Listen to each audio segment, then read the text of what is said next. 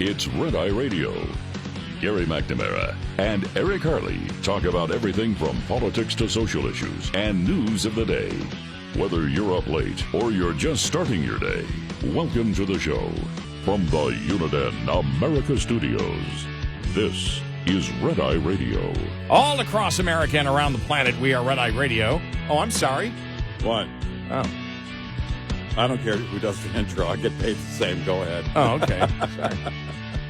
I didn't know what time it was. I make the same crap pay, whatever crap spews out of my mouth. Well, maybe I'm a little tipsy. I don't know. Maybe I'm slurring my words a little bit here Maybe today. we're on something. So this is funny. I was telling you in the pre-show meeting. Want to say hello to all of our great listeners. We've had got a lot of streaming listeners, a lot of podcast listeners, day walkers, as we call them, and then people that listen on all of our great stations all across this country. And Danny's one of our great listeners there in Phoenix, and he writes, he says, and so the title of the in the subject line of the email, it says today's podcast part 1. I'm thinking, oh, maybe a technical issue. Sometimes we have technical issues. Mm-hmm. So I read it, and he writes, I'm expressing my concern regarding the slurred speech coming out of both of you. He says, the first step is admitting you both have a problem, and there's a smiley face next to that. Right. And, we do talk about legalization a lot on this program. In fact, we're going to talk about the reverse in Portland here in a bit. And then he writes, really, though, you sound so high, trippy. Love the show, Danny in Phoenix. And I'm thinking to myself, so there's been a lot going on. And yesterday, before the yesterday's show, that would have been Monday and Monday evening, I got almost zero sleep. I think I got total, and it was off and on. It was less than 3 hours. There were storms going on. I had a personal situation going on. And so it was just one of those days. But I didn't feel tired during the show. I mean, by the time I got out of here, I was certainly ready to go to bed. But then he writes, and I didn't respond. I was going to respond to him and say, I don't know. Sleep deprivation is a great drug. I was I was going to respond to him, and I didn't get a chance because he wrote back. He says, my apologies, Eric. My playback was set to 0.75 speed, slowed down by 25%. It's never happened before. Now it's fixed. It was funny, though. I bet it was. I've done that before.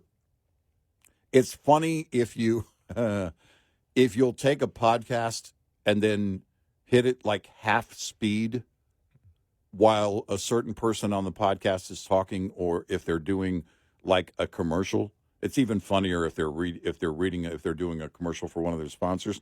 Just something I learned, I don't know, a few years ago. And there's one particular podcast that I do that because one member of that podcast is especially funny, slowed down half speed. But Danny, glad you got it fixed. We're not high. We're not on anything. We're not like the guys on Law and Order. We don't have any liquor in our desk. Somebody had some beer in the fridge. Is it gone? I don't know. I put some things in the fridge yesterday, but I didn't look to see if the beer was still there. It's gone. It was there yesterday. It was yesterday? Yeah. Okay. All right. I haven't looked tonight, so I don't know. But there was some remodeling in our building going on. We're guessing it was the remodeling crew. It could have been our sales staff. We don't know. Probably not our sales staff. I doubt it was our sales staff. It's probably someone who does not work for our company. That's funny. That is a funny email. That's hilarious. That was probably, Danny, that's probably the most entertaining follow-up email I've received in a long time. And we appreciate you listening out there in Phoenix. And that's funny because I was like, what?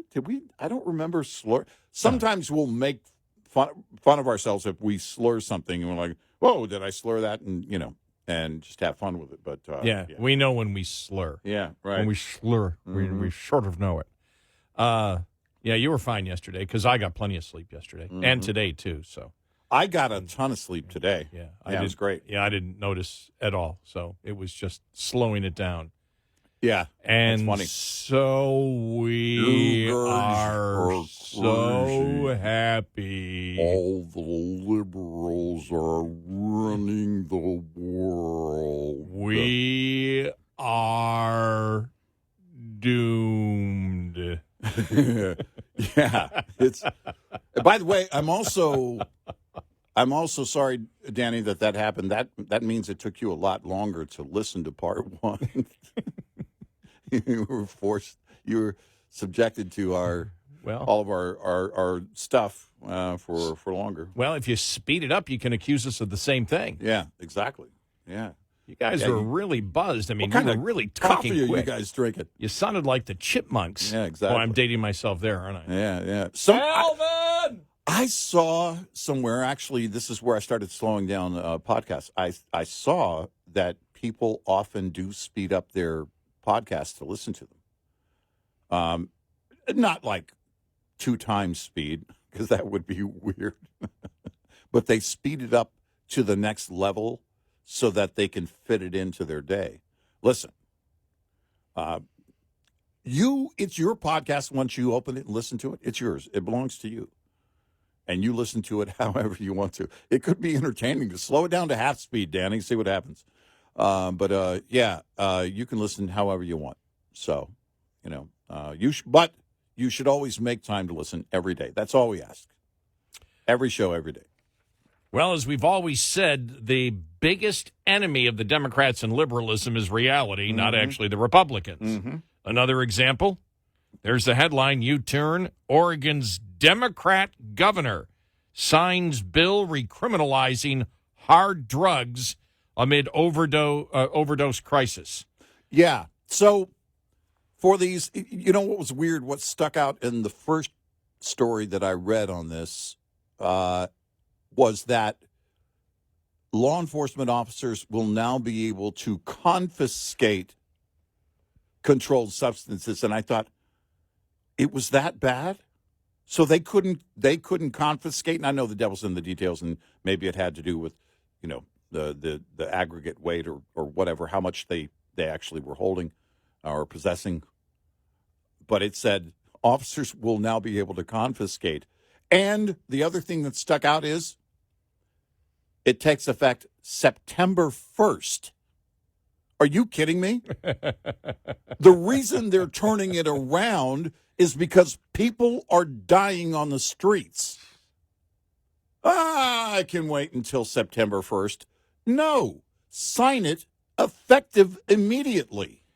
NBC News reporting that the recently signed law stipulates that possession of small amounts of drugs, including heroin or methamphetamine, will be deemed a misdemeanor. Yeah, right, yeah. The punishment that comes with being caught with hard drugs could land suspects in jail for up to 6 months, adding that officials will offer individuals treatment as another option. NBC report continued, ensuring full coordination between the state and participating agencies such as the criminal justice system and health providers. It is vital to the law's success. Well, and then also here, just Breitbart News reported that the state's fentanyl overdose rate rose 1,530% in the past few years. Wow. A number that was the most dramatic increase rate across the United States. All right.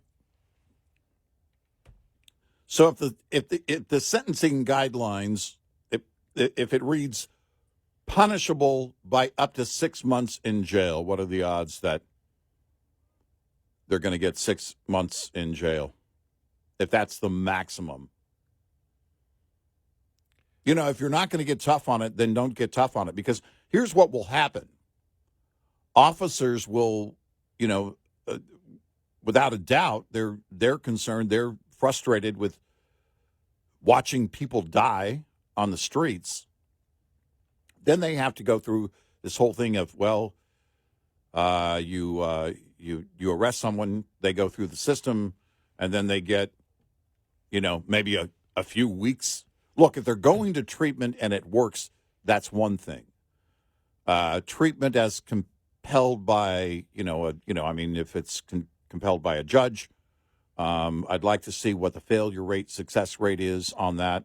In fact, treatment overall, drug treatment for addicts is often has a pretty high failure rate. I don't have the numbers in front of me, but it does have a pretty high failure rate.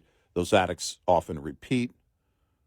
We're talking about deadly drugs at pretty high doses. And I'm not going to sit here and pretend that I have all the answers.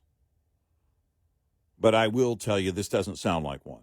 Even reversing this policy, while it may be a step in the right direction, it doesn't go far enough.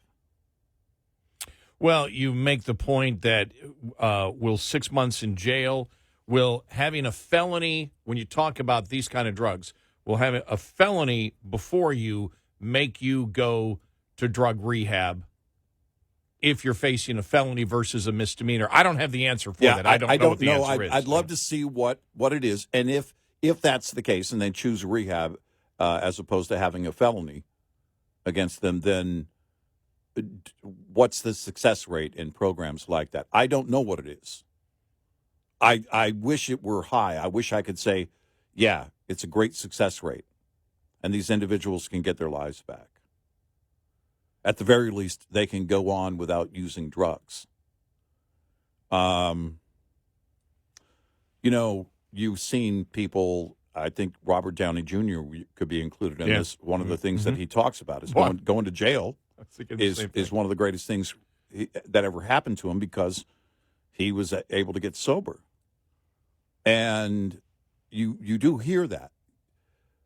My question would be, is 6 months enough to do that? Look, they're dealing with it locally.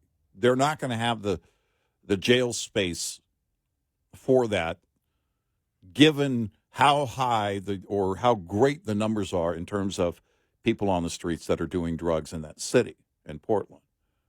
That's just not reality. They don't have the space for all of them. I don't even know where you would get the beds on all the treatment centers. But the fact is that decriminalizing everything was such a massive. It's failure doesn't even start to cover it. I remember watching a documentary. Somebody put it together in Portland. I watched it about 9 months ago, and it was from the last couple of years, and it was this guy going through Portland and talking to cops and everything else, and they said, this is what we do. Yeah. We treat basically overdoses. Right. That's the majority of what we do during the day. Right. And, I know what it was, and it was part of the documentary was it was I believe a Vancouver, BC reporter, because they were going to do the same thing. And it was funny because she's talking to just business people, not addicts, but business people that are just saying, that are in Portland, and they're saying, no, don't do it. Do not go down the same path that we went down. Right. Please don't do it. You'll destroy your city. Yeah. But the fact that they couldn't see this. Yeah, how do you not see it? Right. Because the liberal mindset was, if we legalize it and offer treatment, that people will use it. And that's not the case. It isn't the case, and it's also the case where if you give them an inch, they'll take a mile.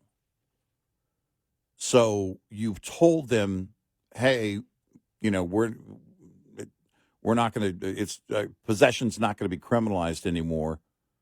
They take that as, do as much as you want. If you're an addict, it's, hey, go ahead. Do as much as you want. And you're certainly not dealing with the underlying issues. And you can't do that by changing the laws. Dealing with the underlying issues is part of a well-structured rehabilitation experience. And I'm not an expert, not a doctor on this, but that is getting to the underlying cause and and all of that for addicts and really getting to the heart of it is part of what you do in a clinical setting, not what you do at City Hall, at the state level, at the federal level, or any lawmaking, rule-making entity. You're not going to be able to deal with that, and your city suffers. And now the overdose rate is unbelievable when you look back at, well, it was only a few years that this was in place. I don't get the mindset. I'm a libertarian, and I don't like the idea of any governing entity telling me what I can put into my body, what I can't put into my body. But I do know this. When you tell people it's okay, they're going to say, if it's okay to possess it, it's okay to do as much as I want. And if they're an addict, if they have the addiction gene, or if they're inclined to addiction at all, at any level, then they're going to go full bore, and it's far too often going to cost them their life. 866-90-RED-EYE. This report is brought to you by Charlottesville. With advanced synthetic technology, is designed to help keep your rig running with more mileage and less maintenance. Cold weather takes a toll on trucks. As warmer weather rolls in, it's time to assess the impact winter has had on your vehicle before you find yourself stranded roadside this spring. Begin your spring maintenance routine by inspecting your brake system and listen closely for any air leaks. During winter, water and moisture that builds up in your air brake system almost always freezes and turns to ice, which can damage your air valves, air dryers, and other essential components. Check and drain your air tanks to help keep water, contaminants, and corrosion at bay. Also, check your slack adjusters for proper stroke and lubrication. And check your brake lining or pads to ensure proper thickness. Get in touch with Red Eye Radio, toll free at 866-90-RED-EYE.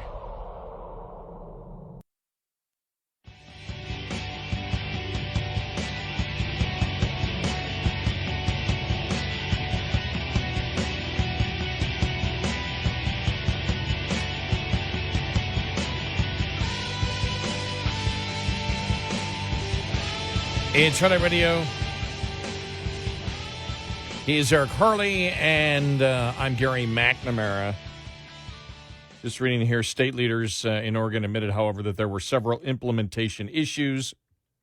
Roadblocks to rehabilitation remained, and an upswing in fentanyl overdoses caused an uproar in the state. In cities like Portland, sightings of people openly using drugs on streets and sidewalks and in front of stores increased, and images appeared in the national media. The truth is, the Portland mayor said the truth is addiction rates and overdose rates have skyrocketed. As we said, another example of liberalism hitting reality. Yeah. And that's what it comes down to. It's just, and you look at defund the police, the same thing. You see the same, it's hitting reality, and, people are screaming. But a lot of the liberal cities are sticking to their guns of, let us prioritize the welfare of the criminal before the citizen. Yep. And it's so obvious. But again, it's like economics. Economics is based on reality, how people respond. Mm-hmm. Same thing here. How will people, respond? If you make it where criminals can go in and not get arrested and they can ransack stores, they will. Yep. End of story. Right. In fact, they'll get organized, which is exactly what they did. Yeah. And and if you're not going to reverse that policy, expect that companies and citizens are going to move. I wouldn't stay. There's no way. There's no way. If somebody told me I was traveling to one of those cities on business, I'd have to reconsider that. I would likely not go.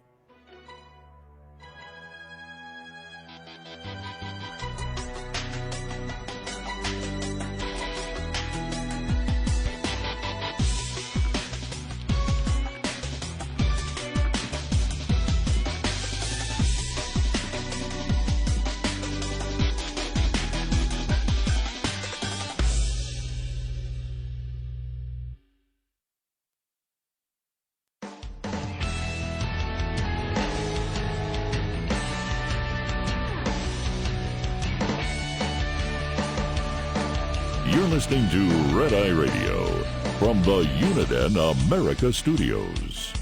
And he is Eric Harley, and I'm Gary McNamara. Welcome and good morning. Just looking at some of the polls out there, Michigan poll shows Trump leading Biden. This was a Surprise Strategies poll that actually has some interesting questions here. The most of the voters in Michigan back a mass deportation effort of illegal immigrants in this country. Yeah. 43.7% strongly agree, 18.4% somewhat agree. And that would mean you put that total, you're 62% in Michigan. Yeah. Believe that. And this is where, there's that old saying that all politics is local. Right. And this is an example, probably because of Governor. And by the way, we say Governor Abbott, but the fact is, as we know, Joe Biden has flown into many cities across the country. He has flown in migrants. Yeah. Hundreds of thousands of them, way more than Abbott has, and that seems to be forgotten. Trump was in Wisconsin yesterday, and he was talking about illegal immigrant criminals. Right. And he was talking about, the murder of the one woman by an illegal immigrant criminal. And so he came out and said, as he was specifically talking about them, Democrats said, please don't call them animals. I said, no, they're not humans, they're animals. The Biden-Harris campaign came out and said, and you knew something was wrong because it wasn't in quotes. Yeah. And that's how you know. Goes Trump, Democrats said, please don't call immigrants animals. I said, no, they're not humans, they're animals. Yep. All right? But it's not in quotes. So they played this clip just so everybody can see how the Democrats lie by omission. Okay? Here it is. Oh, by the way, I can't say that. I just said, okay. That's what Kamala Harris talks. Okay. Okay. Yeah. But here it is. Here's what the Biden campaign put out Trump saying. The Democrats say, please don't call them animals. They're humans. I said, no, they're not humans. They're not humans. They're animals. Okay. So that's why it wasn't in quote, because he said, Democrats said, please don't call them animals. The Biden campaign put in, Democrats said, please don't call immigrants animals. And that is not at all what he said. Now, let's get to the full cut here, the full audio cut that puts it into context. All right, here we go. All right. The 22-year-old nursing student in Georgia who was barbarically murdered by an illegal alien animal. The Democrats say, please don't call them animals. They're humans. I said, no, they're not humans. They're not humans. They're animals. And that puts it into specific context. And then the Biden-Harris campaign all over the place put out what is a lie. Democrats said, please don't call immigrants animals. I said, no, they're not humans, they're animals. Trump never said that. Right. So expect this is what is going to happen. And again, and you should see on the from the Biden campaign, you go to the X feed, the Twitter feed, you can't believe how many people are like, you're taking this out of context completely. What are you doing there? You're not telling the truth here. Well, and that's the benefit of Trump just answering them basically right there. I'm looking at it right here. Here we go. The first response. Here's a full clip, and not the one deceptively edited by Joe Biden's propaganda account, where Donald Trump clearly states he's referring to the criminal illegal who murdered Laken Riley. Yeah. And you just keep going Well, they got away with it. Still, millions of people don't know the truth about Charlottesville. It just now, the former liberal, like Michael Rappaport, the actor, who said that he was duped by the whole Charlottesville thing. By the way, that's on him. But he said, I went and did the research on it, and now I know that they set him up on the Charlottesville thing. He's learning. Okay, well, at least he's learning at some point. Mm-hmm. And the left wants, the Democrats definitely, the Biden campaign definitely wants another Charlottesville quote that they can take to the debate stage, and maybe Chris Wallace will help them out again. Going through again some of the responses, play the full clip, you disingenuous piece of. And then he's talking about criminal illegal aliens that have taken innocent lives, like Laken Riley. It says Laken, not Lincoln. Remember, that's what Biden said. Oh, yeah. Laken Riley and Ruby Garcia. Why does the Biden campaign repeatedly come to the defense of criminal murderers? Yeah. And it just says, y'all make up this blankety blankety blank. Mm-hmm. There's a whole clip that you just cut off. Stop gaslighting. And then it's one after. I'm trying to see anybody. Okay, somebody put Trump as vile. Okay, so there is. Oh, wow. But it's 10-1. Yeah. It's 10-1. But expect this is what you are going to get. Well, they have to lie from the Biden campaign. Yeah, it's an outright lie. Yeah. Again, they see this as an opportunity to lie, just like they lied with Charlottesville. Take it out of context, edit everything down, and then the liberal media will do the rest of the work for us. Well, people are doing their own homework. You don't get away with it as quickly as you did back then. You don't. No. You and I looked at the civics thing. It's a daily poll. It's been ongoing for years for every president. It's a liberal pollster. But we saw the dips for Trump. Here are the things. And they will have it in the timeline when you go back, in 2017 and all the things. And you see the whole Russian hoax thing when Mueller was assigned. You see the Charlottesville lie. Mm-hmm. All of that, where the dips in his numbers were when Trump was president. And they look at that, the left, the Biden campaign, the Democratic Party, they look at that and say, look, there's the opportunity. Once again, the stupid American voter. You're capable of finding the truth. They don't think you're smart enough to do it.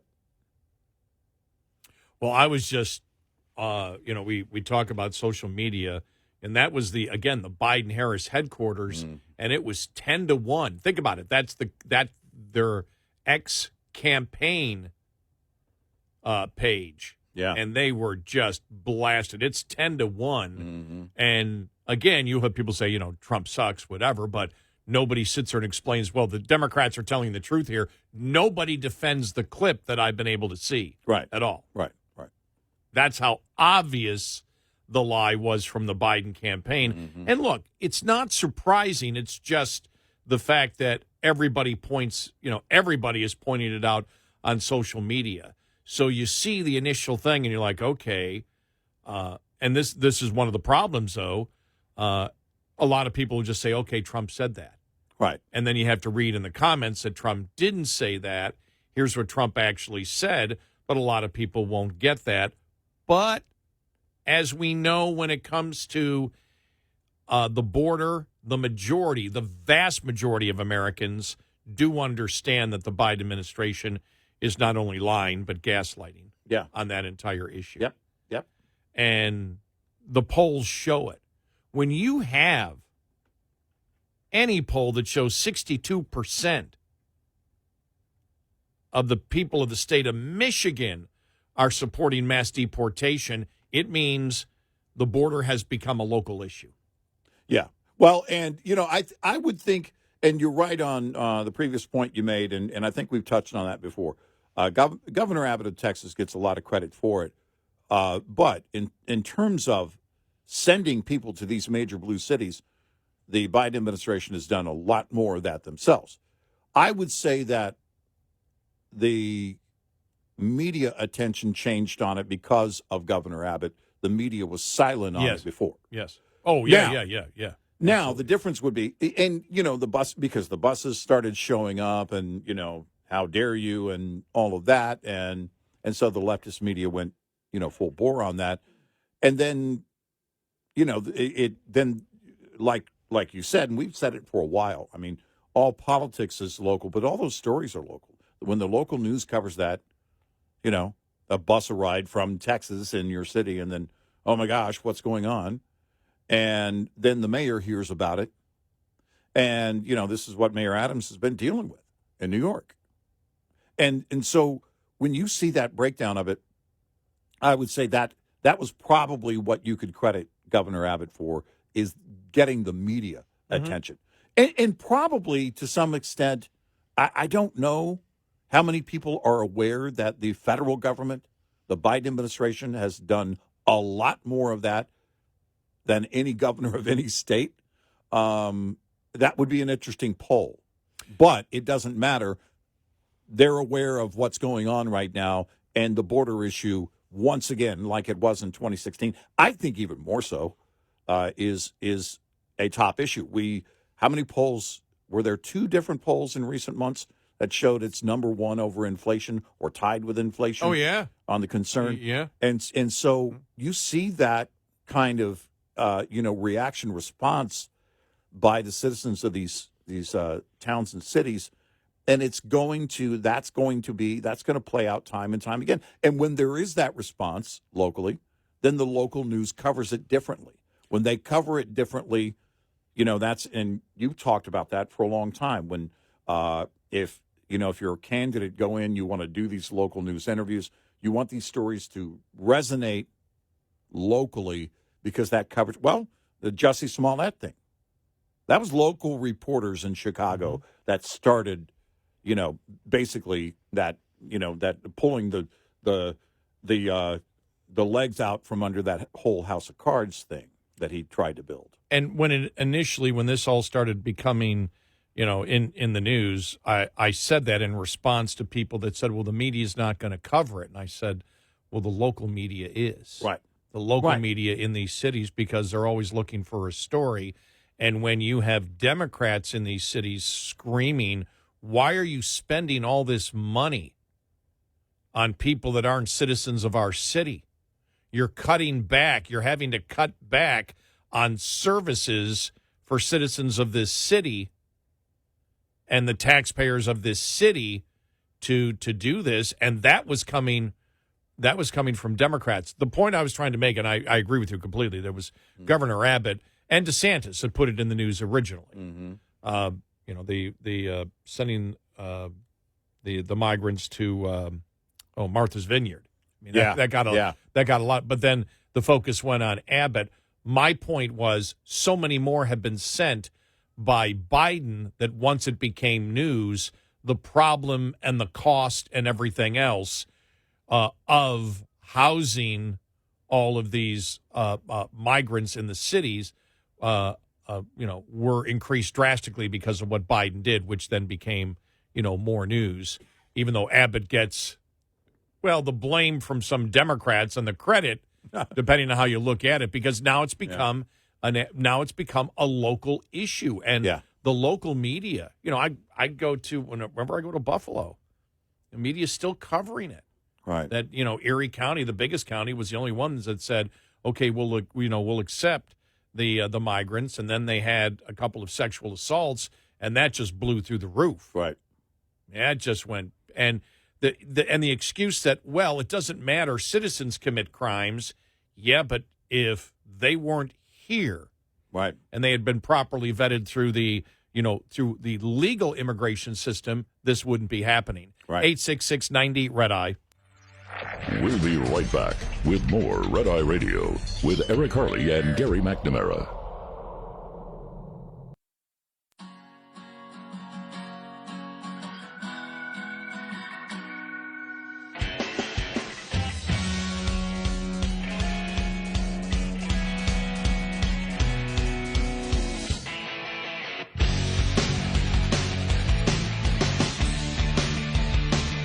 It's Sunday Radio. He's Eric Harley, and I'm Gary McNamara. The insanity of the radical transgender movement. This headline all over the place. Never got a chance to talk about it yesterday.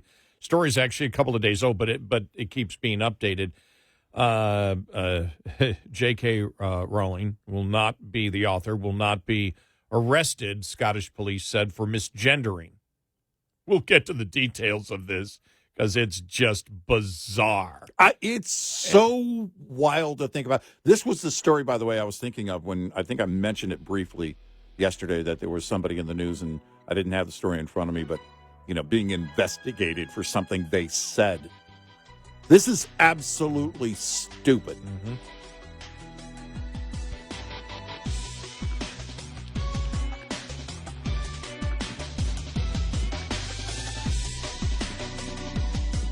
Top of the Hour News is brought to you by House Products.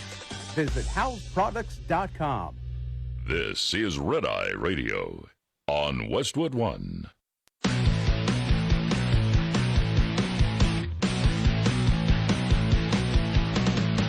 Now, it's Red Eye Radio. Gary McNamara and Eric Harley talk about everything from politics to social issues and news of the day. Whether you're up late or you're just starting your day, welcome to the show. From the Uniden America Studios, this is Red Eye Radio. All across America and around the planet, Earth. Thank you. I don't know. Did you ask whether the planet identified as Earth? I don't know. God, it's so stupid. And then there's this one. Before we get to the J.K. Rowling story. Yeah. Wisconsin Democratic governor faces backlash after vetoing GOP bill to protect female sports. Wisconsin Governor Tony Evers, a Democrat, is facing a backlash after he blocked a GOP-led measure that would have prevented transgender students in the states from competing on school sports teams, biological men competing against biological females. Evers said the bill he vetoed fails to comport with our Wisconsin values. So I have a question for all of our great listeners in Wisconsin. Yeah. Is misogyny and the hatred of women, if you don't know what misogyny is the hatred of women in Wisconsin, is that a Wisconsin value? Got to ask the question. Is the elimination of Title IX effectively part of the values of your state? Right.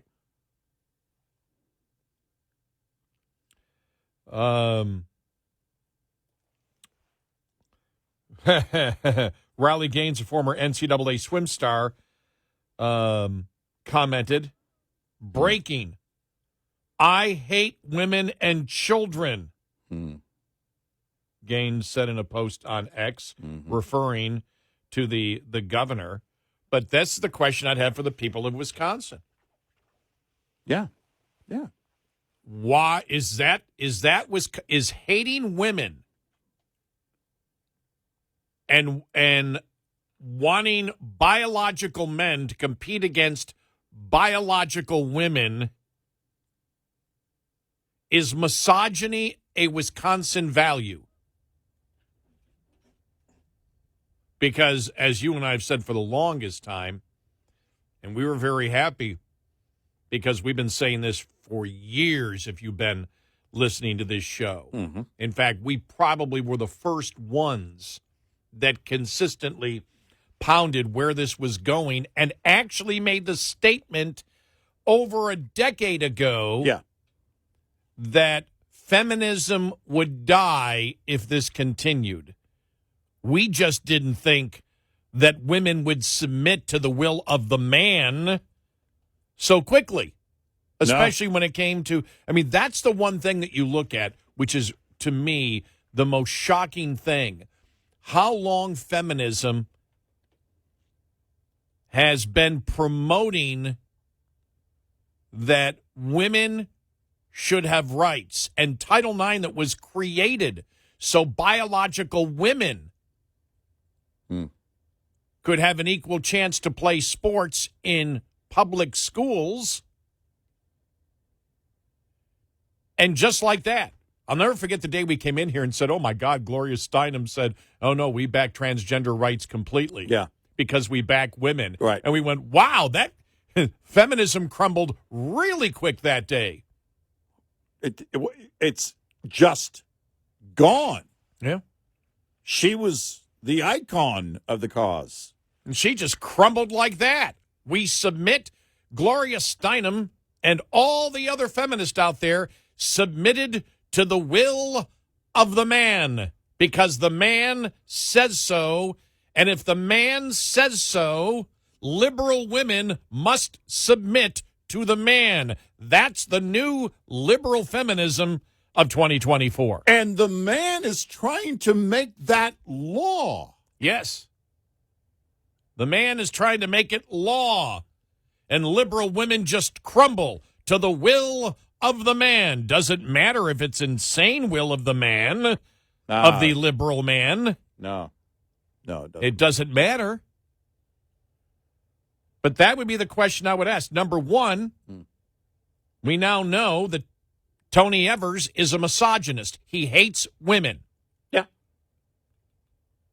And so he, being a misogynist, communicated to the world that the people of Wisconsin are misogynists, that they hate women.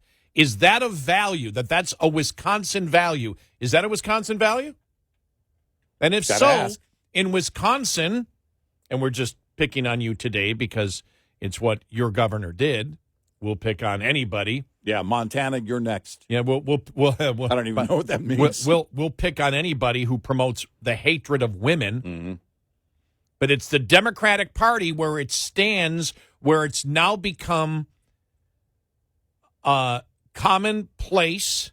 It's not, to the Democratic Party, it's not radical anymore. No.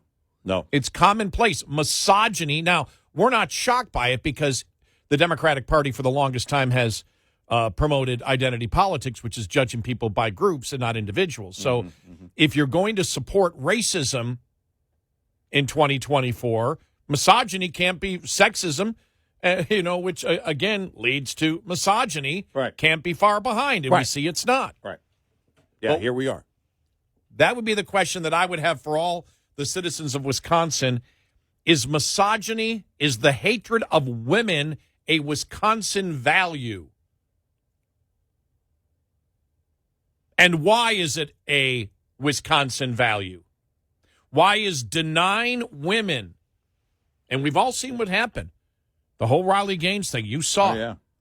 If the women didn't agree with it, they were threatened, they were bullied, we'll destroy your life. And you've seen what happened to Rowley Gaines. And the governor of Wisconsin, that the majority of people, voters in Wisconsin, voted for, has now proven he is a misogynist. He hates women. And then he is saying hating women is a Wisconsin value. Wow. Is that what Wisconsin voters think? Is that a value? You know, that's the thing here. You can tear this apart so easily and destroy the insane narrative that people like Evers is supporting in Wisconsin. Right. It's completely insane. Every Democrat in Wisconsin knows it, and the governor knows it. The governor's not stupid. He knows what he's promoting is misogyny. So why is he doing it? Just like racists know that they're promoting racism, misogynists know they're promoting misogyny. They know they hate women. Why? And why do you agree if you're a misogynist? Do you agree if you're do you agree? We'll be like C-SPAN. Okay, misogynist called this number. Non-misogynist called this number. If you are a citizen of Wisconsin, do you believe that misogyny, the hatred of women, is a Wisconsin value? And I know I'm pounding on it,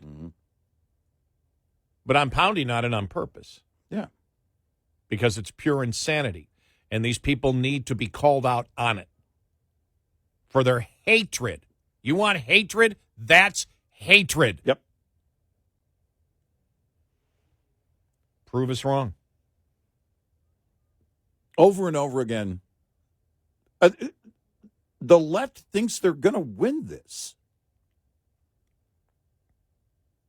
How is it by now they don't see? I just don't get it at all. I just don't get it. Well, I guess my answer is to my question. I guess it's, well, we're still winning elections. We're still performing at a healthy pace in the polls. So we're doing the right thing. Yeah. We can promote hatred because we believe, hey, I got elected. Yeah. And I'm a misogynist and I hate women, and I'm going to promote the hatred of women by saying I'm inclusive. As we've said, the new definition of inclusive is women hatred. Yeah. Misogyny. Yeah. Well, and Stacey Abrams, she didn't even get elected, and she says it's working. Identity politics. Yes, identity politics overall. Right. So why not, right? Even the losers go, oh, yeah, it's working. But until the polls show something differently, until they start losing in massive landslide numbers, then it won't change. Democrats are now, what they're communicating is, we will continue to be racist and misogynist because you keep voting for us, and it's what the Democratic voter and a significant portion of independents want. Yep. Let's call it what it is. Yep. We're not going to try. We're not going to try to squirm around it or give an excuse. Well, it's about being inclusive. It's women hatred. It's misogyny. Yep. It's immoral. It's evil. And that's what Governor Evers is in the state of Wisconsin. And now he's projecting out that Wisconsin values are misogyny. Yeah. The hatred of women is now a Wisconsin value, according to your governor. Just amazing. Congratulations. You did it, Wisconsin. Yeah, you did it. Yeah, you did. But it is a choice, so you did it. If you vote for this and this happens, then you should be congratulated on your radical agenda. Sorry, ladies, that doesn't include you. I don't even know if you can still vote in Wisconsin, ladies. How long before that's gone? Are they letting? Are women allowed to vote? Is that going to go next? Are Democrats going to take away women's? Are we going to go through women's suffrage again? Yeah, right. Because if men can play women's sports, why can't men vote for women? Why not? I don't mean men vote for a woman. Mm-hmm. Man Voting. vote represents a woman's vote. Right. Yeah. Is that next, Governor Evers? And I can just see these guys are just being ridiculous. No, you're the misogynist. We have to ask the question. Yeah, you're the one that's saying allowing biological males to play against females is inclusive. You're the one that's trying to promote that insane mindset. So bring it on. Yeah. You can't win this. Why wouldn't this be the natural progression? Yeah, exactly. Progress, except for with ladies. Hey, you had enough progress. Let's face it. Yeah, you've come too far. Yeah. And Democrats got to stop this, women. Sorry, Rosie, you're not that riveting. See what I did there? Yes, I did. Yeah. That's why I'm chuckling here. Yeah. Pure insanity. It is insane. Because the man says so. Wow. I'm going to try. By the way, I'm going to try that at my house later. The spokesperson for the Independent Women's Forum said, giving love and respect is not done by allowing girls to be injured and have their opportunities stolen. Yeah. Wow. Yeah, no joke. Yeah, so giving love and respect In Wisconsin, this is a Wisconsin value now, according to the governor. Well, Wisconsin value is giving love and respect by hating women, being a misogynist. I was so happy when Rowley Gaines came out with it because we've been making that allegation of misogyny for years upon years. And when she said that, and then the Independent Women's Forum picked up on the misogyny aspect of it, we're like, beautiful, because it's the truth. It is the truth. It's unreal. Right. Otherwise, you wouldn't do this. You'd never approach anything like this. And every other protected class, again, as we said, the Civil Rights Act will crumble because if you can belong to a protected class simply by saying so, then there are no protected classes. 866-90 Red Eye.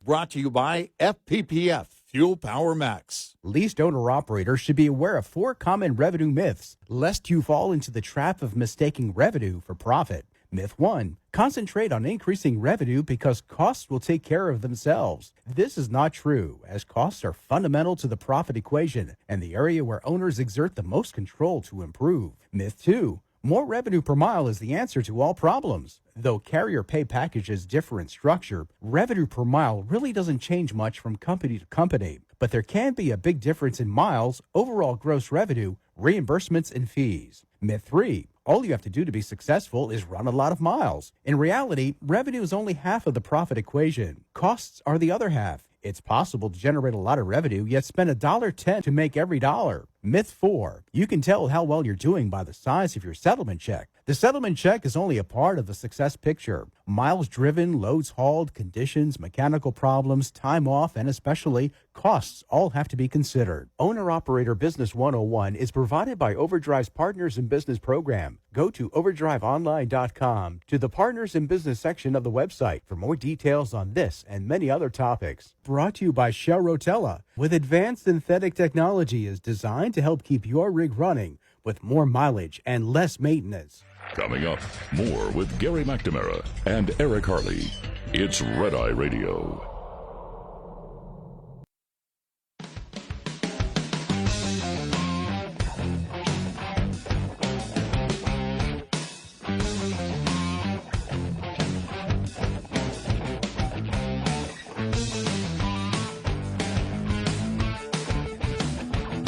It's Red Eye Radio.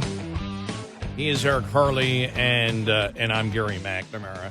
And the one thing I'm glad to see, though, is that you have prominent women now coming out and blasting the insanity of the misogyny, the hatred of women. Yeah. In all these, whether it's the Democrats and the equity bill, the president supporting that again the other day, which is again the hatred of women. It's so crystal clear, and you and I, for the longest time, felt pretty alone in the stand that we were taking. And we had said for a significant period of time, where are the women? Yeah, the feminists were crumbling to the will of the insane man. And we say the insane man who's stating the fact that, basically I'm a biological male. And or we biological female, biological female, right? And we were the ones that said, "Look, they're trying to have it both ways," because we paid attention and we don't live in the bubble of today. And we had stated, remember when it was, well, no, sex is one thing, gender's something completely different, right? Well, now that you support biological men playing biological women, you're stating there is no difference in sex, right?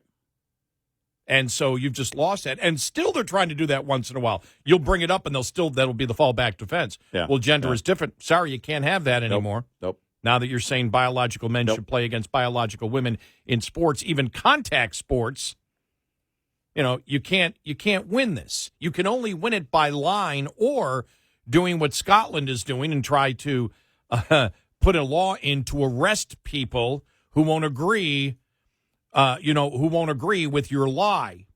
Right. You saw the prime minister backed J.K. Rowling's right to free speech.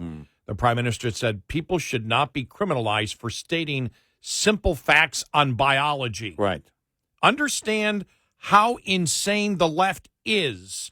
And I'm glad it was phrased that way and not, for stating an opinion. It's not an opinion. It's the facts on biology. Right. It's fact. It's a fact. But if you start changing reality, then at some point you start changing, and we know this is happening. You start changing what you're teaching children. That's part of indoctrination. Right. You start changing, in fact, biology class in school becomes something different. Well, forget about the science. How do you fail any children that get anything wrong? If they identify as that being, if you identify as that being a fact, then how can that student not identify as this being a fact? Well, we stopped giving grades in school a long time ago. Maybe that's a problem.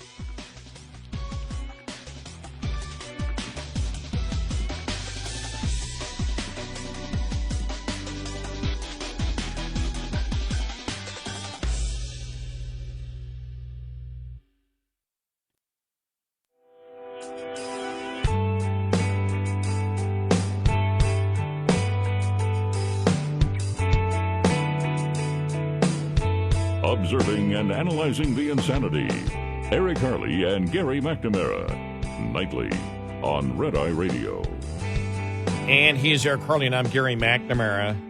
So J.K. Rowling, the author of Harry Potter book series, challenged Scotland's new hate speech law on Monday. And by the way, just like the left calls anyone who disagrees with them as racist, and just like we've talked about, the entire anti-racism movement is actually racist.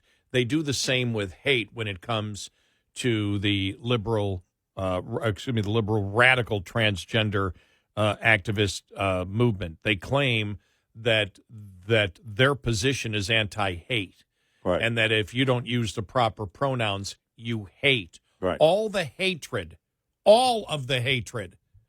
in the the radical transgender political movement comes from those who are promoting the radical transgender movement. That's the hatred. If you want to see the hatred, you saw it with Riley Gaines and the swimmers in the Ivy League. Right. You saw how they were intimidated, yep, how they were bullied, how they were gaslighted. You know, you've seen it in the laws that liberals are only promoting to criminalize truth. Yep. To criminalize biological science. All of the hatred in the movement, in the political movement, comes from the left. And again, they always frame it as, well, this is, we're going after hate speech. Mm-hmm. Well, number one, you should never be jailing people for speech. Right. For political speech. Right. Number two, you are the people that are involved in the hate speech. You are the people that are involved in the misogyny, the hatred of women. And it's time, we have never been shy to discuss this topic. No. Because, as we have stated, our opinions, none of it is based on a lack of compassion for people that have different thoughts in their head. Right. None of it. No, we're talking about creating laws. We're talking about creating rules. We're talking about eventually the elimination of women from women's sports and giving biological males the advantage in women's sports. These things don't make any sense. If you're an adult, then you can choose how you want to live within the law. That's not up to me. That does not apply to children. If your child talks about it, the parents can have a conversation with the child. Anyone who commits the genital mutilation surgery on anyone under the age of 18 should go to jail for life. Yep.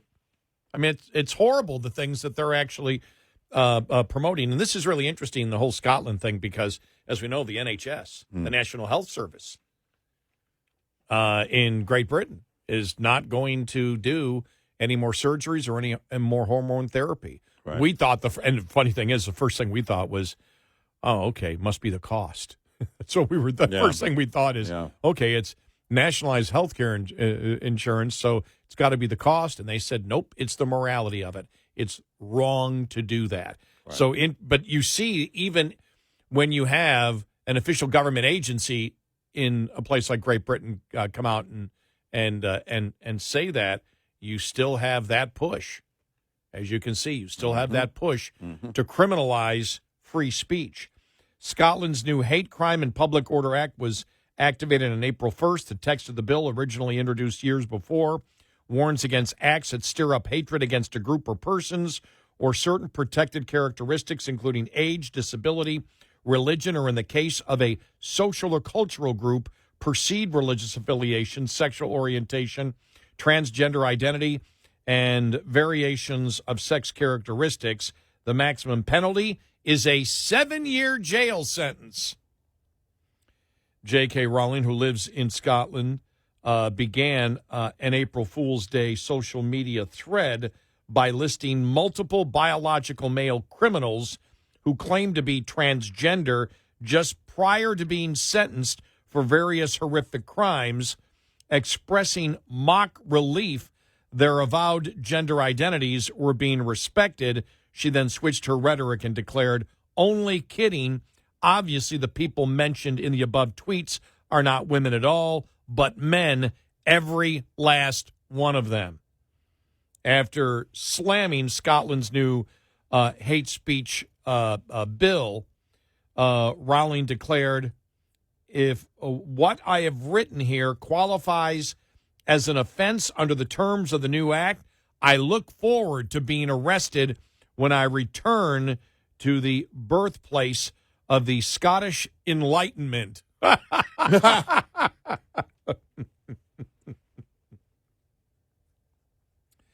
The BBC reported yesterday afternoon that social media comments made by J.K. Rowling challenging Scotland's new hate crime law are not being treated as criminal, police in Scotland have said.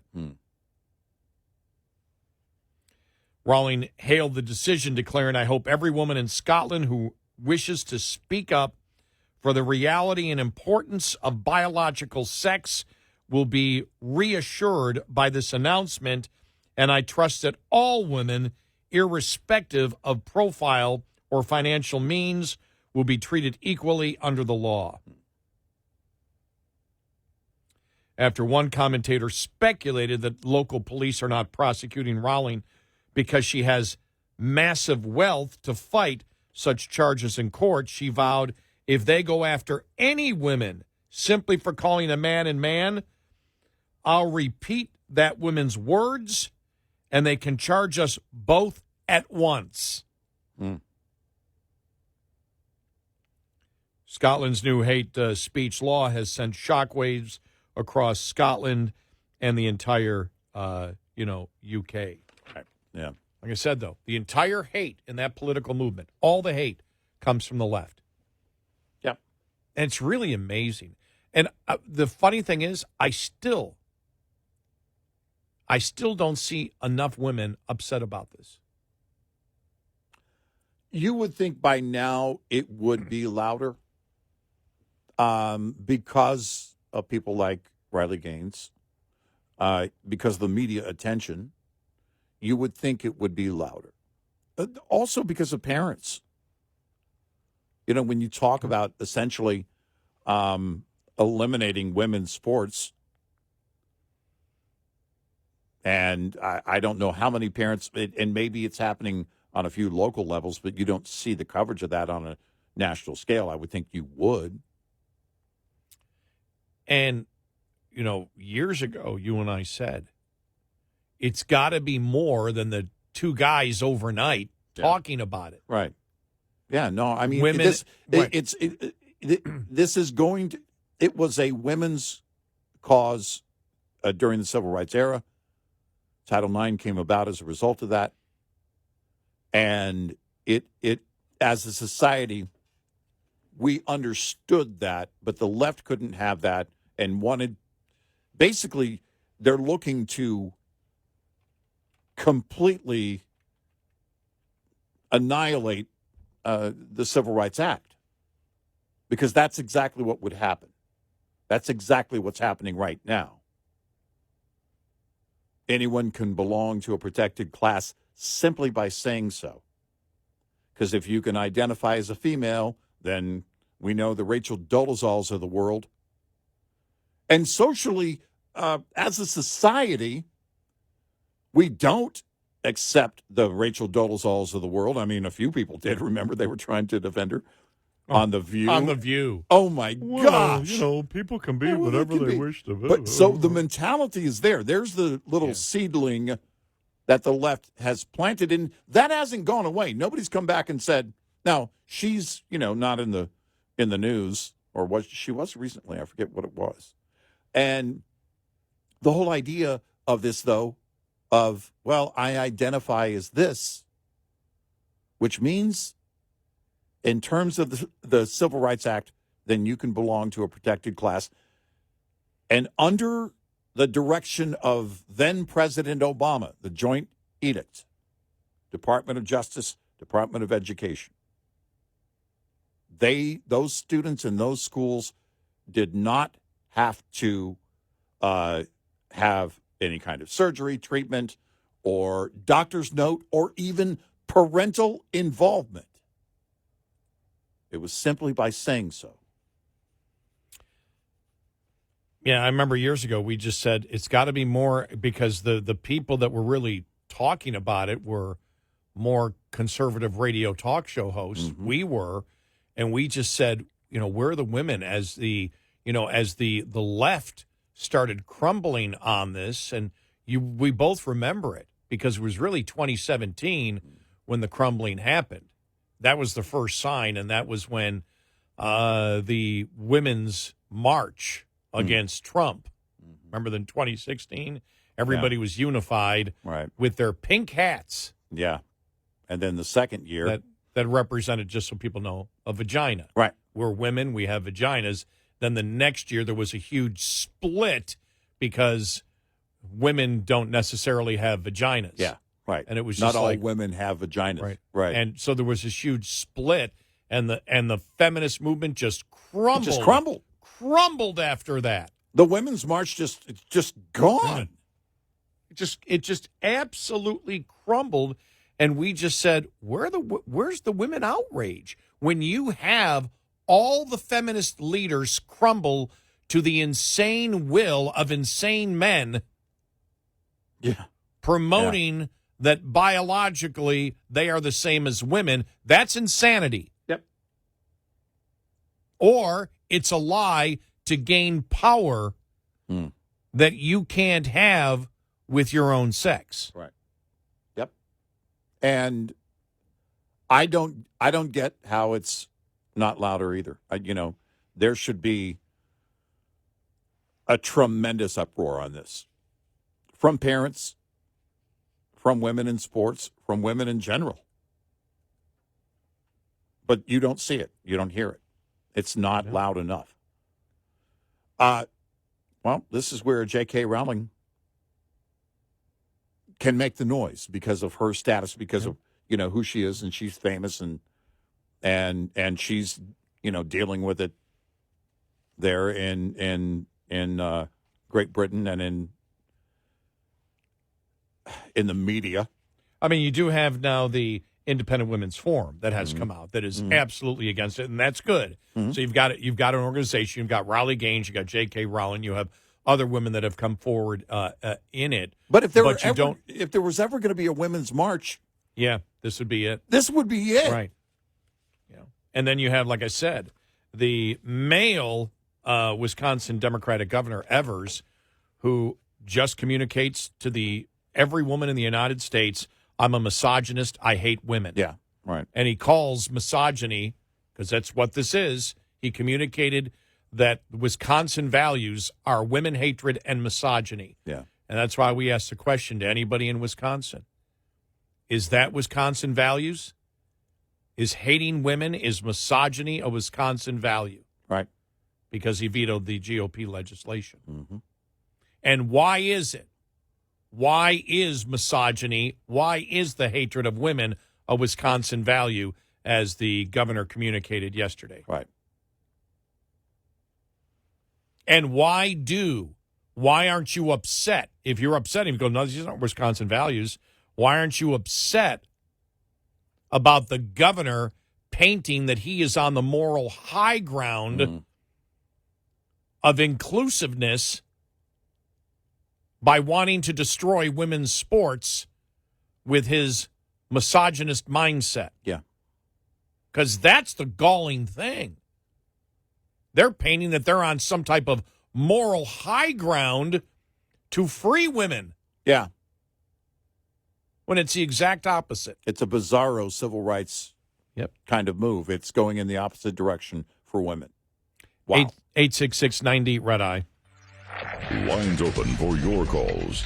866-90 Red Eye on Red Eye Radio.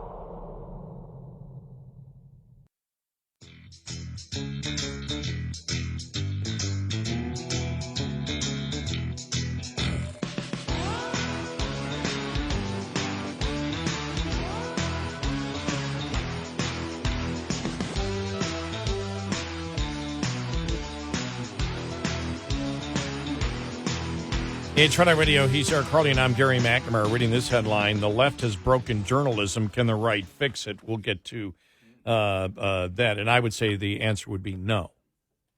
Yeah, not short term. Maybe there will be a rebound, but in 50 years. But no, they can't fix it. We'll tell you why. Because it's We'll get into the details, but I agree. I don't think it's going to happen. It's not going to reverse, but.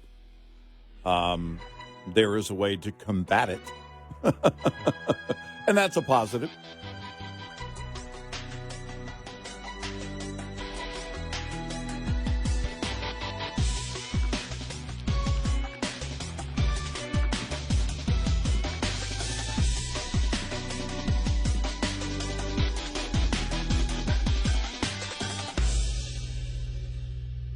This is Red Eye Radio on Westwood One.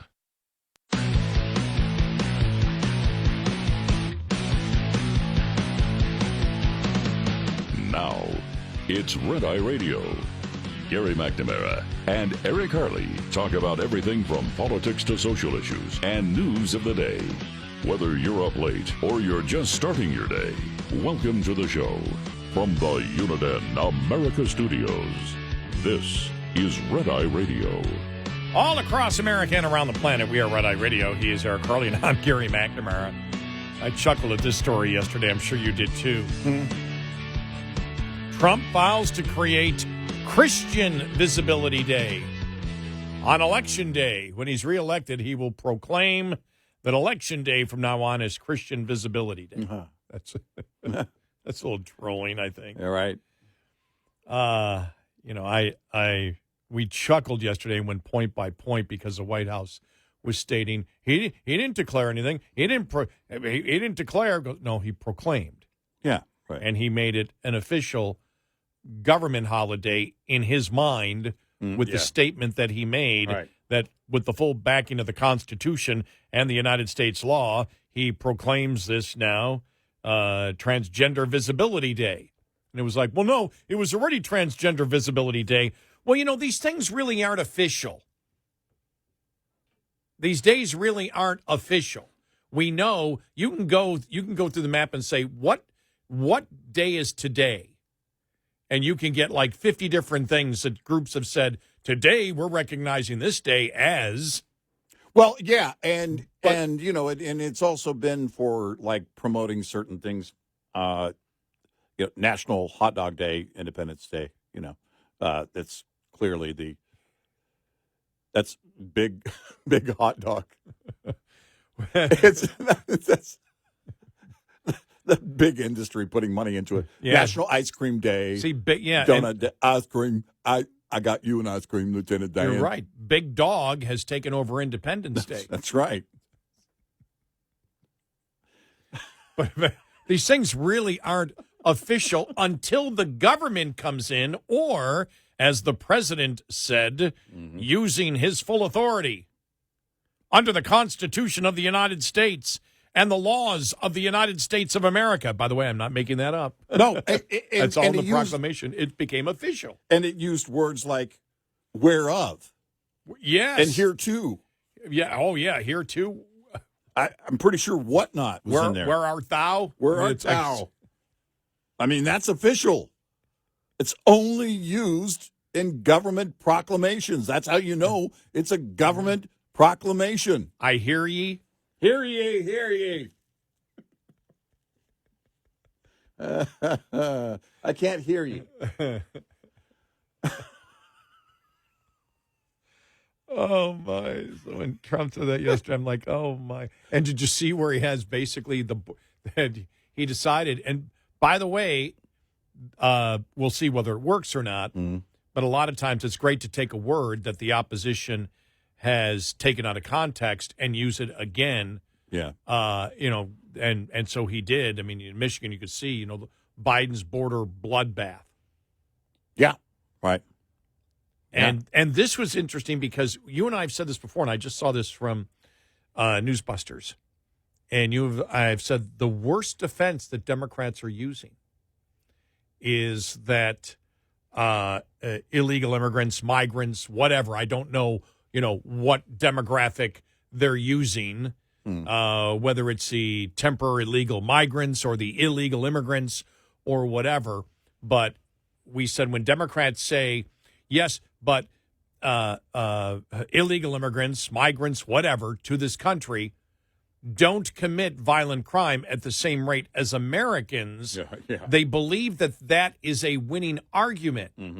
When the argument against that is, well, I really don't care whether they commit them at the same rate by allowing them in here illegally, as we have done for such a long time.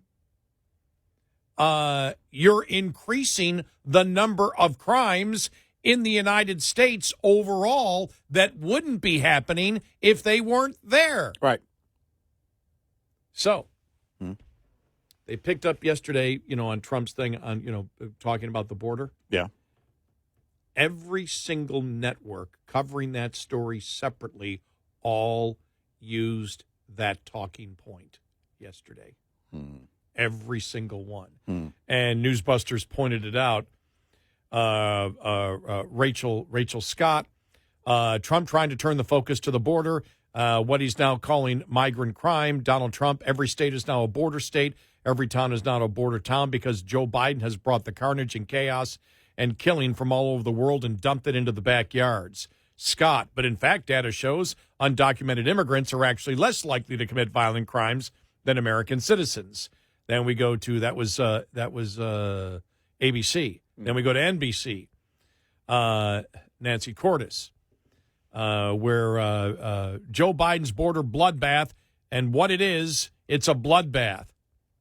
And then Nancy Cordes, despite criticism from both sides, former President Trump used the word bloodbath again today, this time to describe crimes committed by migrants. Democrats said, please don't call them animals. They are humans. I said, no, they are not humans. They are not humans. They are animals. And again, they took out of context what Trump said. Right. He was specifically talking about the illegals and or migrants that commit the crimes. Right. And then she says, there is no evidence that undocumented migrants commit violent crimes at higher rates than U.S. citizens. It doesn't matter. No. There's more crime because of them. Right. But they believe that's going to work for them. And same thing on NBC, but studies suggest migrants don't commit crimes at a higher rate than American citizens, all of them using the same talking point on the exact same day. And really the only talking point. Because what you're saying is, okay, they do commit violent crimes, which means there's more violent crimes in the United States that wouldn't be happening if Biden hadn't opened the border. Right. You can't win that argument. If we were enforcing current immigration laws, we would have fewer crimes. Right. Forget about the rate of... because from that nonsense position, then what you're saying is, and this is what they're saying, well, then look, anybody can come in because, we already have high crime, so everybody in. Criminals, too. That's what they're saying. They're saying it's okay for the criminals to be here, the murderers and rapists to be here. They're saying it's okay. They're defending the worst of individuals that come here, whether they're here, as you mentioned, whether it's the temporarily legal migrants or illegally here. They're saying, well, it's okay. I know. Because we have more crime here. That's all right. They can be here too. Right, exactly.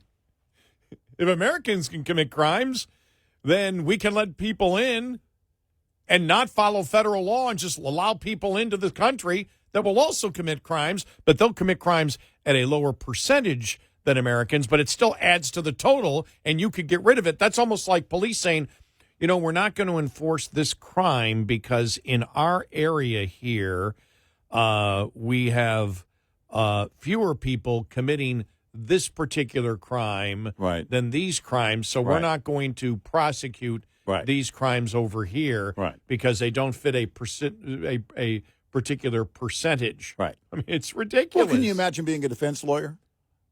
Your Honor, my client, he committed murder, but other people commit murder? Right.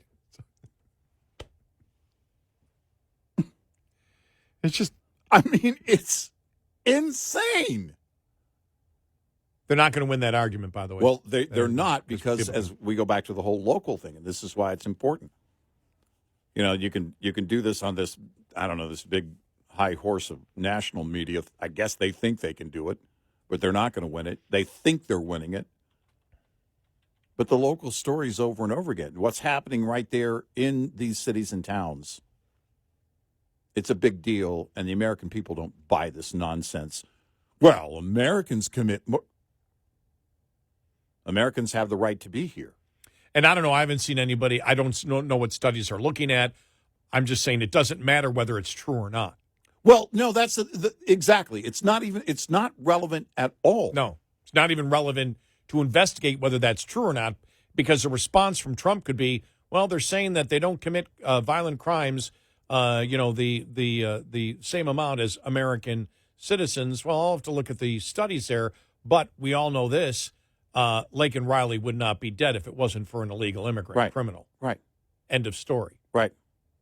That's how you win that one. Right. But because it's a stupid argument, it's a dumb liberal argument is what it is. Right. That most people can immediately say, well, what you're saying is if Americans commit 100 crimes and illegal immigrant criminals commit 20 crimes, then we should allow them to keep coming in because they still haven't reached the level of American citizens. Can you imagine? We don't need to we can justify, they're justifying open borders by saying, oh, yeah, they commit criminal acts and violent acts, and yes, they murder, but we don't believe they murder to the extent of American citizens. Right. Well, yeah, but you can get rid of a significant portion of the crime that does happen by closing the border and vetting people before you allow them in. Right. Through the illegal immigration process. Right. 9/11. Can't win. If after 9/11 they'd be saying, well, yeah, but Timothy McVeigh. You're right. That's exactly what they're trying to say to you. Right. No, but domestic terrorism is a much greater problem. The 19 hijackers, that was just one incident. You're insane. You're absolutely insane. What you're saying is, yeah, welcome even those that would commit the most horrendous acts are welcome here because, Americans do it too. It's really, I find fascinating is, again, I think most of our arguments would be at an adult college level. And what we're dealing with are children's arguments that are in first grade. Yeah. Right. Seriously, that's what we're dealing with you're right right now. It sounds like an adolescent trying to argue with their parent and they think they've got a good point. Yeah. you know? It's, And all of us who have been around adolescents and heard those insane arguments that obviously they don't win know this kind of absolute garbage that they're trying to put out there. I got to know who is reading or consuming these stories here that are going, oh, yeah, no, they have a good point.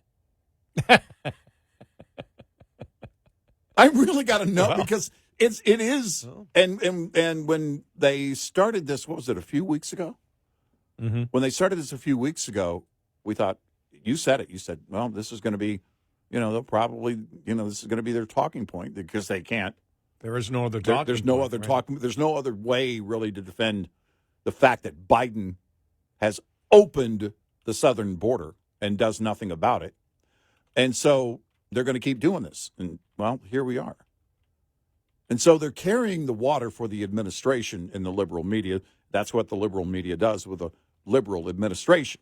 But the problem is the American people don't buy it. And I really got to know who is consuming these stories and going, oh, yeah, no, they make a great point. It's just insane. Well, look, with the Democrats now in the major cities not wanting to prosecute crimes, by doing that, illegal immigrant violent crime might catch up to domestic crimes, violent crime. Those who beat a cop or beat cops, Alvin Bragg was allowed them to go out without bail, allowed them to go back out on the street.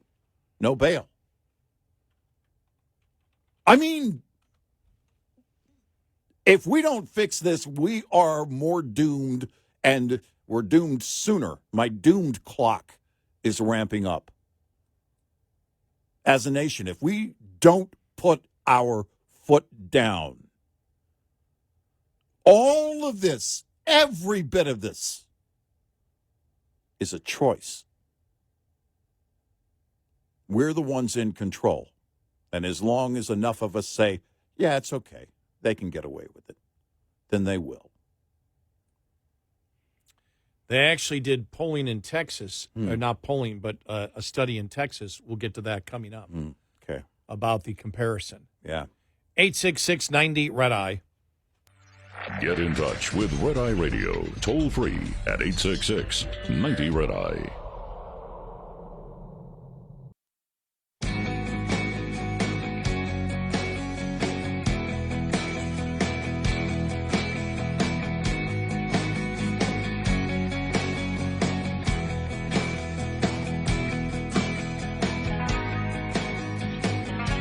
It's Red Eye Radio. He is Eric Harley, and I'm Gary McNamara.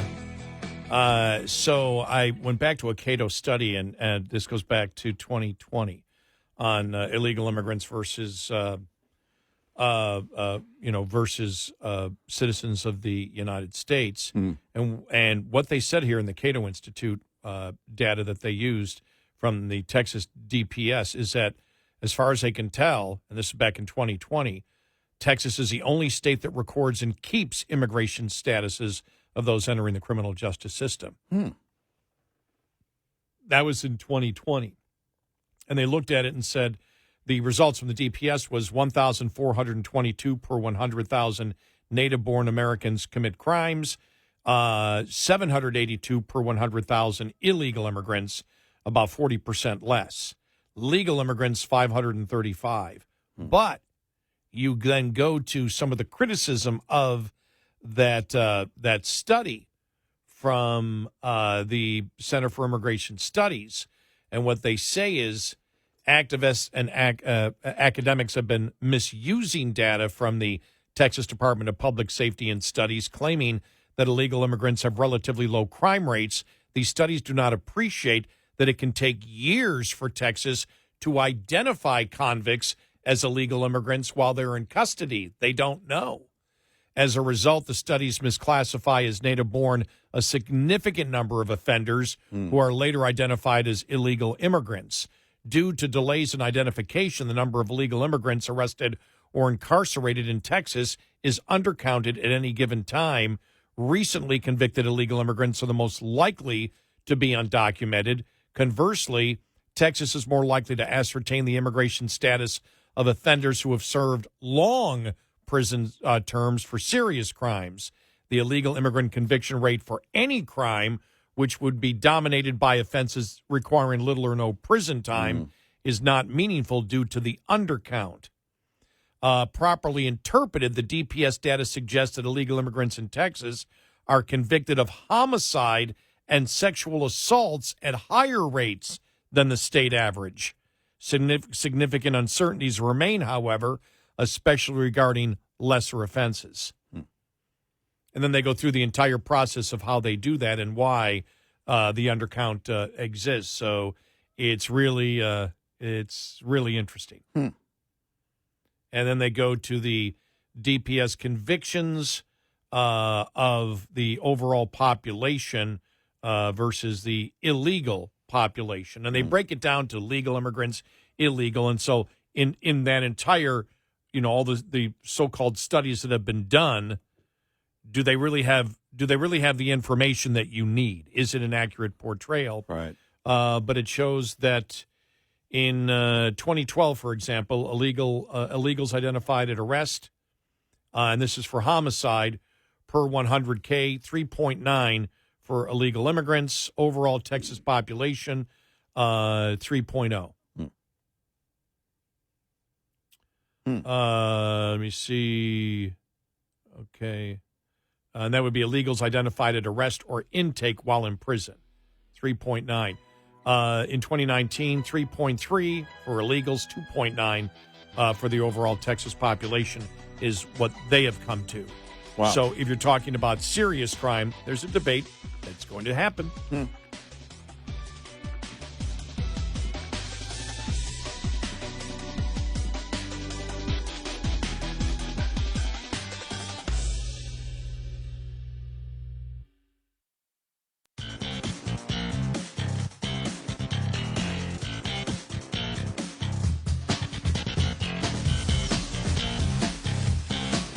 You're listening to Red Eye Radio from the Uniden America Studios. It's Red Eye Radio. He is Eric Harley, and I'm Gary McNamara. Yeah, so this is really interesting. And again, it doesn't make a difference, but this is going to be debated. But one of the things that the Cato Institute pointed out was only Texas really does anything when it comes to monitoring who gets arrested for what. That was as of 2020. Whether it's changed, I don't know, but it's only Texas that really identifies in a crime whether you're an illegal immigrant or not. Right. But what they found out was that initially when you arrest, they don't know.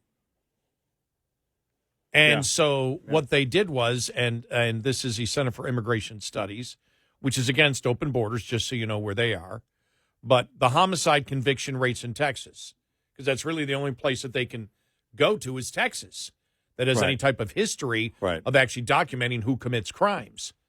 So homicide convictions in Texas per 100,000.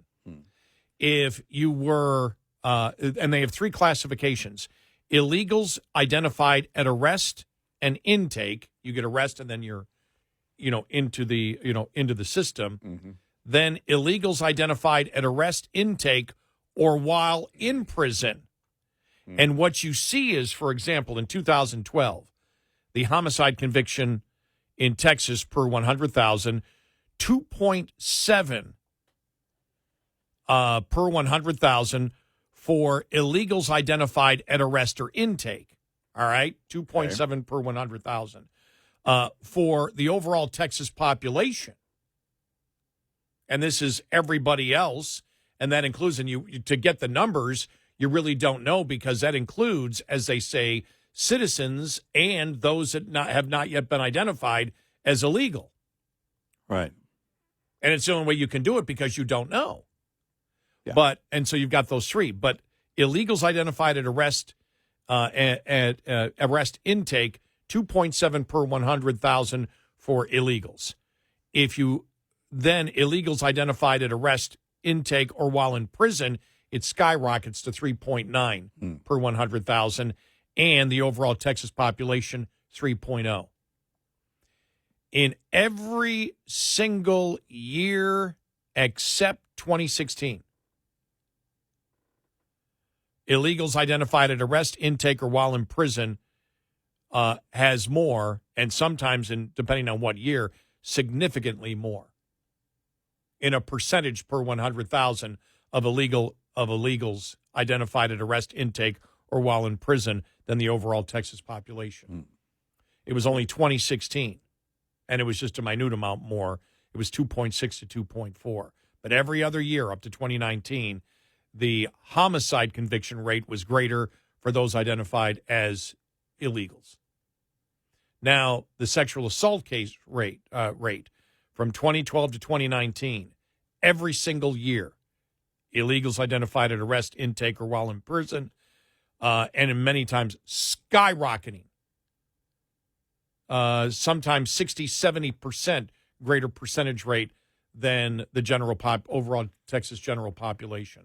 I'll give you an example. You look at 2012, and this is for sexual assault convictions in Texas per 100,000, 20.5 per 100,000 for illegals identified at arrest, intake, or while in prison, 10.7 for the overall Texas population. It's almost 2 to 1. Wow. Same thing for 2013, 20.6 to 10.6. 2014, 20.2 to 9.7, over double for sexual assault. And you go all the way up to 2019, where it's 17.8 for illegals identified at arrest, intake, or while in prison, and 10%. And that stays relatively there is some fluctuation, but anywhere between 9 and 10%. There was one year it was 10.7, 10.6 for the overall Texas general population. Now understand that overall Texas population can include illegals who have not been identified as illegals yet. Right. And nobody knows what that percentage is. Yeah. But when it comes to serious crime, according to this, and we're talking about sexual assault and murder in the state of Texas, which, again, up to 2020 was the only state that actually looked and classified crimes committed by illegals and the overall Texas population.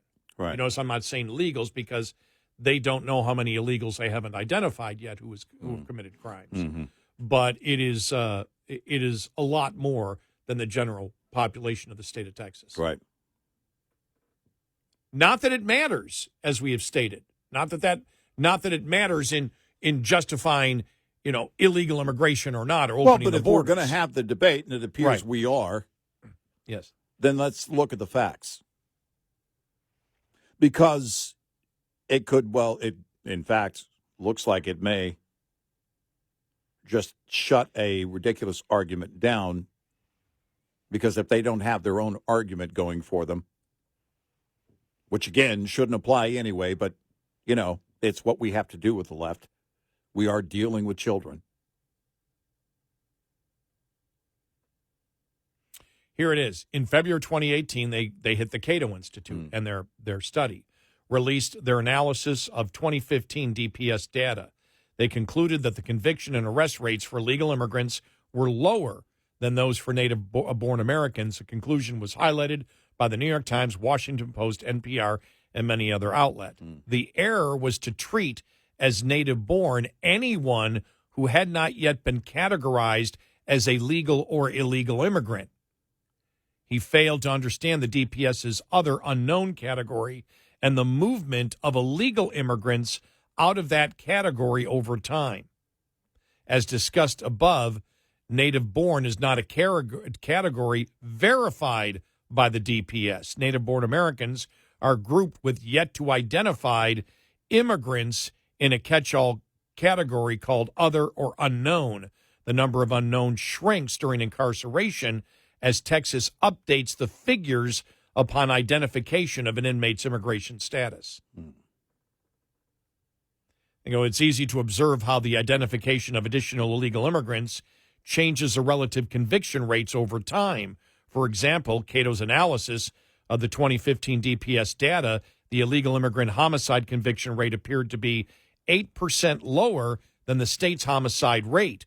By the time we requested the updated data in 2021, after more illegal immigrants had been identified, the 2015 illegal immigrant homicide conviction rate was 20% higher than the state rate.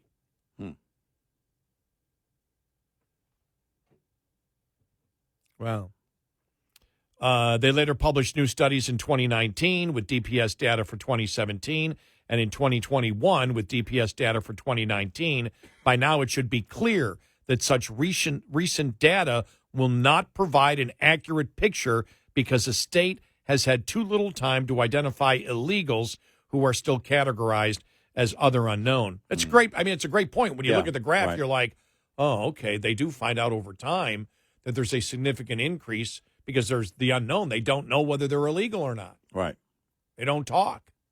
Then they find out the status, and it's like in homicide and in sexual assault. You look over the last, you look from 2012 to 2019, and it's high, except for 1 year. In homicides, it's always greater that those identified as illegal have a higher conviction rate than American citizens for murder and sexual assault. Yeah. Again, if we're going to have the debate, then let's look at the facts. Yeah. The left constantly throws their own boomerang, and it comes back at them. This is not, look, it's real simple. Murderers who are here, that are citizens, or here legally, should be dealt with, and we should close the border to make sure more don't come here. I mean, there's your debate right there. There's your debate point that you can't debate against. Are we going to have to do this again? Yeah. Are we going to have to make the proclamation, since Biden meant the proclamation that we here at Red Eye Radio are against murder committed by anyone? Well, we do have new audience members all the time, so it is important. Where to, here for, and whatnot. All of us at Red Eye Radio are officially against murder.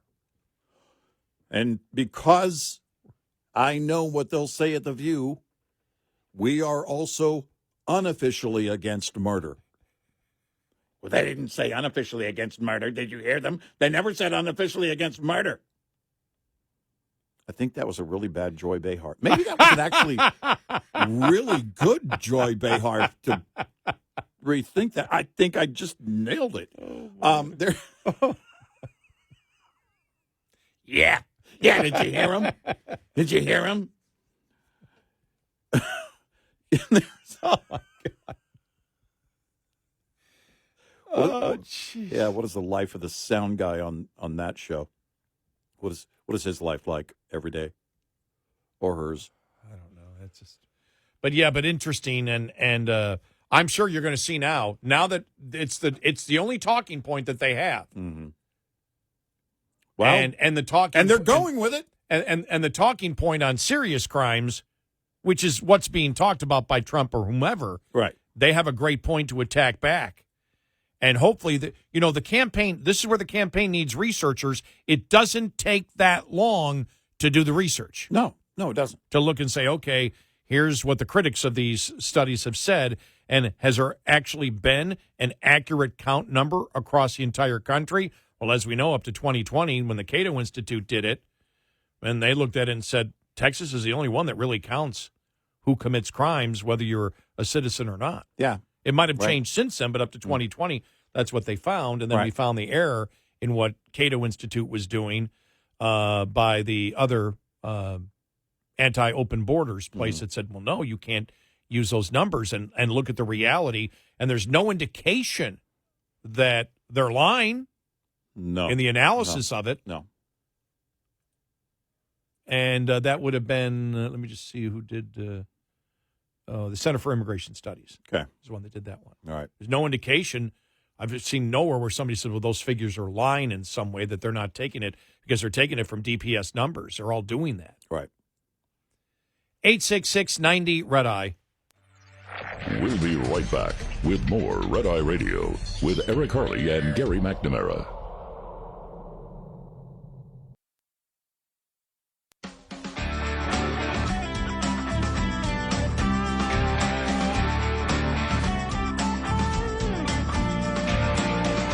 It's Red Eye Radio. He is Eric Harley, and I'm Gary McNamara. Again, not that it makes a difference whether illegal immigrants commit more or less crimes by a percentage of their population. It's that they add additional crimes that would not be committed.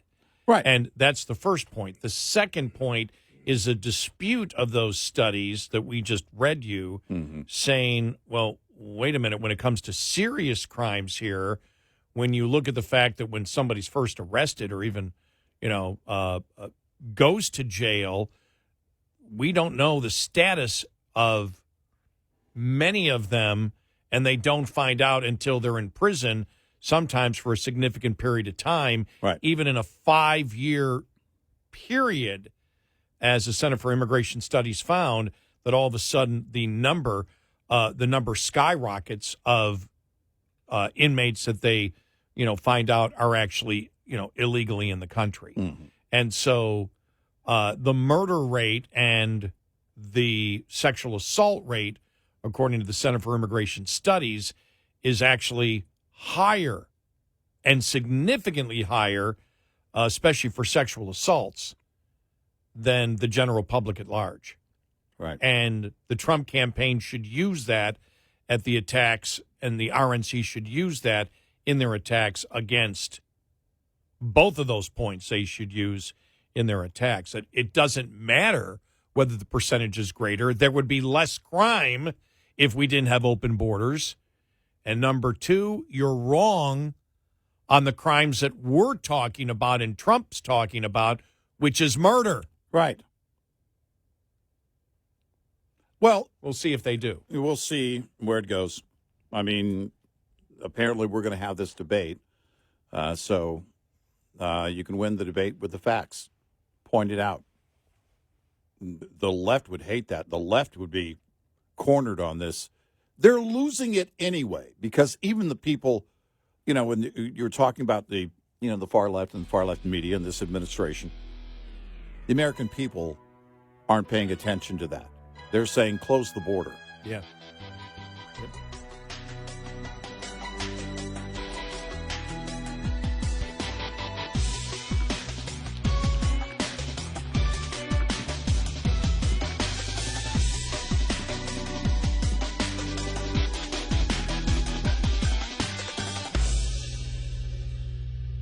This is Red Eye Radio on Westwood One.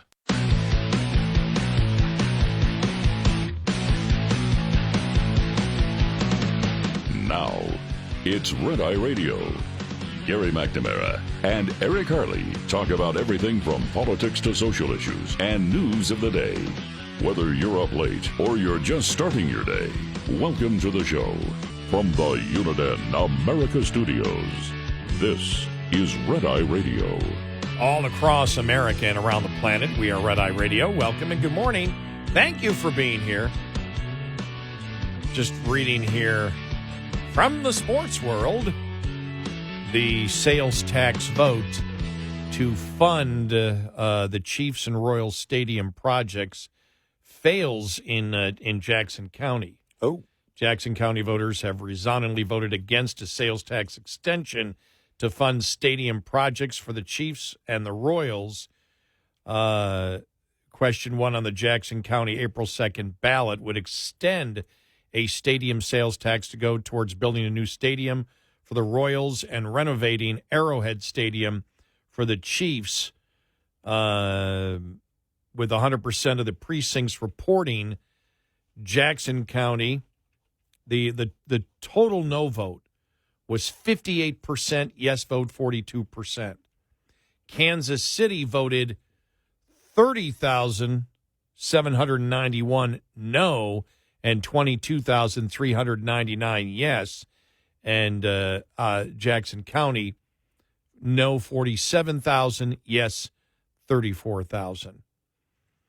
The stadium sales tax extension would have raised about 1.7 over 40 years to fund a new baseball park. You know, it made the New York Post, it actually started making national news about the personal seat licenses in Buffalo for the new stadium that they're building there. Right. And people are just, furious because, and the one example you've seen is the one guy, and he runs a funeral home. And it was funny because he has 8 season tickets, all inside heated. And he pays for those 8 tickets. So he has a suite thing. One of the well, it's not exactly it's a more of an indoor section that they have. It's not the same kind of. There's there could be like 200 seats in this one. It's not like a suite that might only have 20 people in it. Okay, it's a much bigger section. All right. But he had they call it, I think it's like the Jim Kelly Club or something like that is what they call it. Okay, and it's a bigger section where you can get in. I see. Yeah. Okay. Yeah. And so he was paying $24,000 for 8 tickets. Wow. All right. And so that's what, and so they don't know what he's going to be paying for the new tickets. He's thinking it could be $40,000 to $50,000, that the tickets would cost. Right. But the personal seat license for the 8 tickets, a total of $400,000. It's like, and the comparable seat in the new stadium isn't inside, it's outside. And so that's the one. Now, I'm sure the other seats are not going to be so that the personal seat licenses won't be as expensive. I don't know what they're going to be because the team hasn't released it. And so there's been, the governor isn't happy. The county executive isn't happy because they said there's no transparency here. And a lot of the people said they went in, it was like, take it or leave it. Well, let me look at another seat. Sorry, you got to take this or leave it. Then everybody else gets their shot. Well, you can't. Then you got to come back around again. Yeah, you can't shop to, Can't shop. if you don't have the full price list. For instance, like at the big AT&T Stadium, the Cowboy Stadium, the seat license is $4 trillion, and only your first 9 grandchildren. It's well, how many are doing the seat license? Almost now? everyone. It's almost every team. Well, with the new stadium, yes. Yeah. There are still teams that don't do it, but almost every team with the new stadium over the last, really probably decade. I mean, the Cowboys were doing it in 2004, 2005. Oh, when they opened? Yeah. So and theirs were just people were taking out mortgages to do that. And then, by the way, the same probably will happen in Buffalo for some of the people that want it. I mean, it's for every season ticket holder, right? Yes. The seat licensing is for every season ticket holder, yes, regardless of where your seats are. Yes, but it's different prices. Right, the different prices, but you have to get the seat licensing if you're going to get season tickets. Right. And man, I want to see the math on this. Well, if you've ever seen a Bills game and you've seen Elvis, Elvis, people, I know Elvis, the guy from the Bills game, the Elvis guy. Right. That's John Lang. He's a great guy. Yeah. He's really, really a good guy. Well, it was when I was on Facebook, this has to be a year ago, and I was talking about a great teacher that I had in high school died. And this, woman saw me post it, and she commented on it, and she said, I had him too, but years later. Yeah. But what a great teacher and everything else. So we became Facebook friends. So I follow her, and she's a school teacher.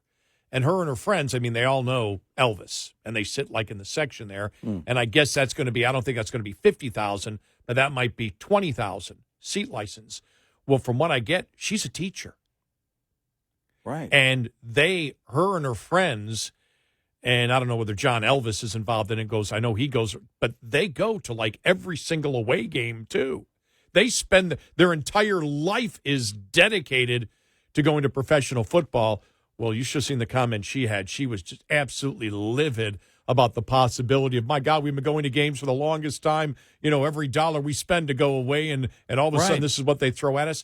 That wasn't really my point. My point was the taxpayer subsidy, because I think it was $800 million for the bills. I think $800 million or something like that, close to that, for the bills. And so it was interesting yesterday. I saw an article in National Review, but they were actually taking it from the Baltimore Banner. And it's, do you want the truth about sports subsidies or to see dingers? These economists want both. They want the truth and they want sports. And they talk about these economists who all went to Camden Yards. And they talk about the fact that, ball was hit a 3-run homer. The economists went wild. There's a reason that all these economists were sitting in the nosebleed seats of Camden Yards and paying $15 a beer Saturday night instead of sipping complimentary cocktails in the owner's box. By the way, that's another controversy. Hochul and all them last year were got free seats or whatever, and they're like, wait a minute, you were negotiating with the Bills and all that, but right, yeah. But getting to Baltimore here, but paying $15 a beer Saturday night instead of sipping complimentary cocktails in the owner's box. They are America's preeminent poo-pooers of taxpayer subsidies for sports stadiums. They were in town last week for a first-of-its-kind sports economics conference at the University of Maryland, Baltimore County. The conference featured talks on the superstar effect of Caitlin Clark, informational uncertainty in the NFL draft, and, of course, stadium subsidies. Whenever a billionaire asks for taxpayer money to build a new stadium, these are the people explaining that, no, it is not a good use of public funds. They are happy to take calls from newspaper reporters across the country and tell readers their beloved hometown team is misleading them about the economic benefits of a new stadium, or in Maryland's case, spending $1.2 billion to upgrade the existing ones. Pretty soon people start questioning whether sports economists even like sports. That's the first thing. You must not like sports. Sometimes, one economist said, they're accused of being the nerds cut from their high school teams and harboring decades-long grudges. Every sports economist I know loves sports, said Dennis Coates, a professor who helped organize the conference. He became a Baltimore sports fan in his childhood, enchanted by the greats of Johnny Unitas, and they go through all the other players. The sports economists resemble an informal fraternity. They're mostly men. They like to drink beer, watch sports, and crack jokes about each other. Unlike most fraternity brothers, though, they are really good at math. The math is what causes a lifelong fan like Coates to shake his head when a sports team claims a new stadium will generate thousands of jobs, new jobs, and benefit the public. It's just nonsense. How can sports economists be so sure? It's as simple. You know what they did? Whenever a team moves in or out of a city, we look at the regional economic data before and after the move. Nothing changes. Shocking. They said, in other words, if a pro sports team is generating an economic impact, it's typically too small to be perceptible. Sports stadiums are really good at briefly concentrating large amounts of economic activity in a single area, according to economists, and really bad at creating new economic activity. It's exactly what I've been saying for years. By the way, because I worked in Buffalo. Yeah, right. And when they wanted to do a ton of stadium improvements and the taxpayer subsidies, I was completely against it. And I was working for the station that carried the bills, so nobody was happy with me at all. And I was accused of lying, and I'm not lying. Yeah. It doesn't do it. These are entertainment dollars. And the one thing that happened that sort of proved my point is when there was the NHL strike, and they talked about the economic devastation it will cause. I mean, it's not going to cause economic devastation in the county. It may in a certain area, if you've got 10,000 people going to a hockey game or whatever, and there's the bar across the street, they're going to lose business. Somebody else will pick it up. Right. These are simply recreational dollars. You're not They'll be spent elsewhere. Right. You're not creating new wealth. Right. But I tell you, for me, in the towns that I've lived in that have been promoting taxpayer subsidies, I've always been against them. I think it's a bad economic investment. But most of all, I'm not. If the public wants it locally, that's okay. What I don't like is when they spout lies about the new economic activity that it's going to bring to a region. It may bring economic activity to the blocks around that stadium, but you lose elsewhere. It's not the creation of wealth. It's not like building a company in an area that is producing widgets all over the world and bringing in new wealth new money because they're producing new wealth that didn't exist before. Right. There's no wealth being produced by sports teams, and that's the thing that really upsets me and always has upset me and upsets these economists, because they're saying the exact same thing that I said. Pointing this out does not win many friends. It's the same thing. I get the same response and have over the years to being against tariffs and saying, no, it doesn't work. Tariffs don't work. We talked about that last night. Whether it's Biden promoting tariffs, Bernie Sanders promoting tariffs, or Trump promoting tariffs, if you do it because somebody is cheating like China, that's one thing. Right. But you're going to hurt because of it. But we talked about the 10% overall tariff that the majority of Americans are now for. Mm-hmm. And as I said, that means the majority of Americans, I got somebody angry at me, that means the majority of Americans are for increased inflation. No, they're not. They're for fairness. Well, fairness gets you increased inflation and producing less of the product.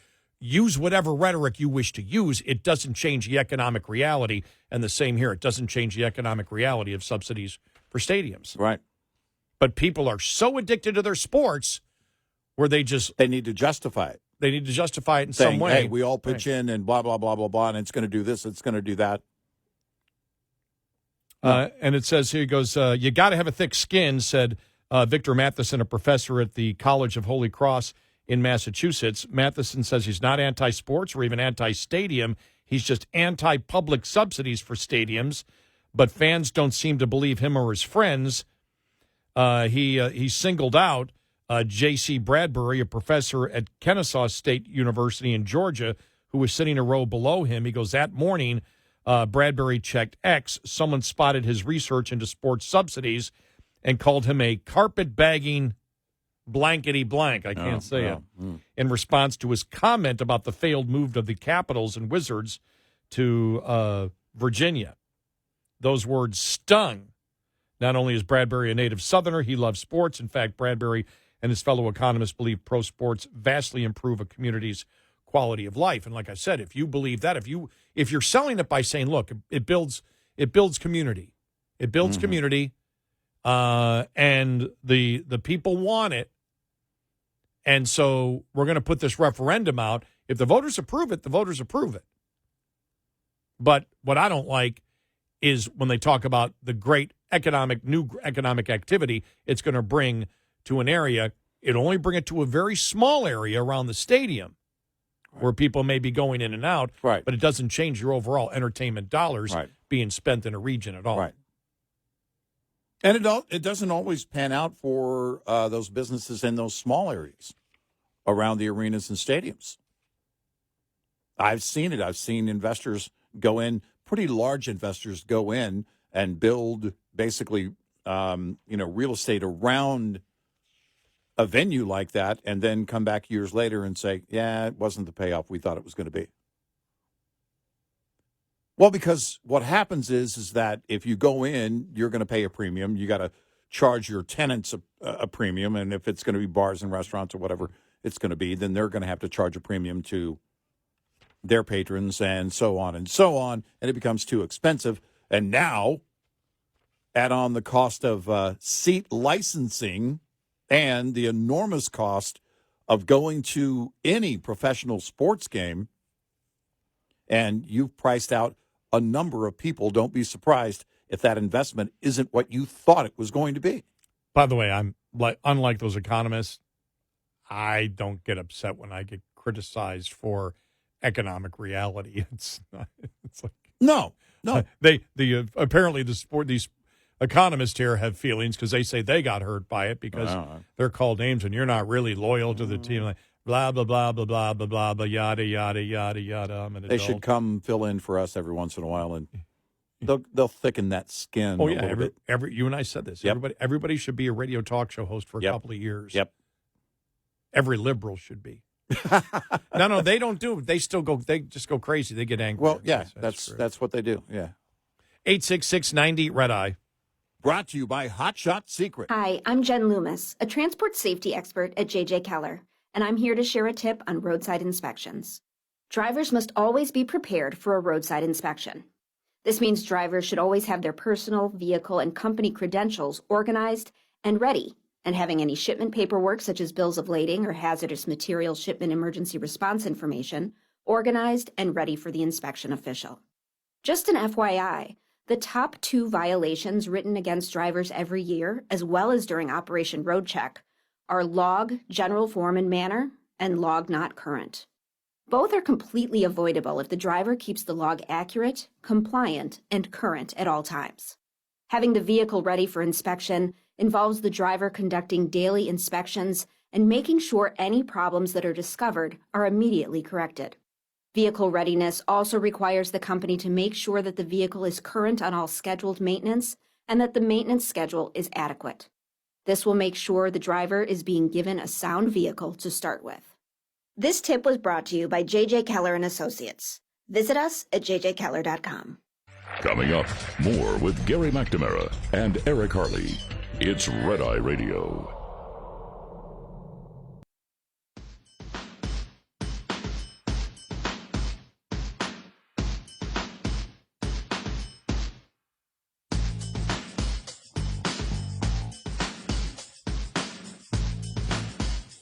It's Red Eye Radio.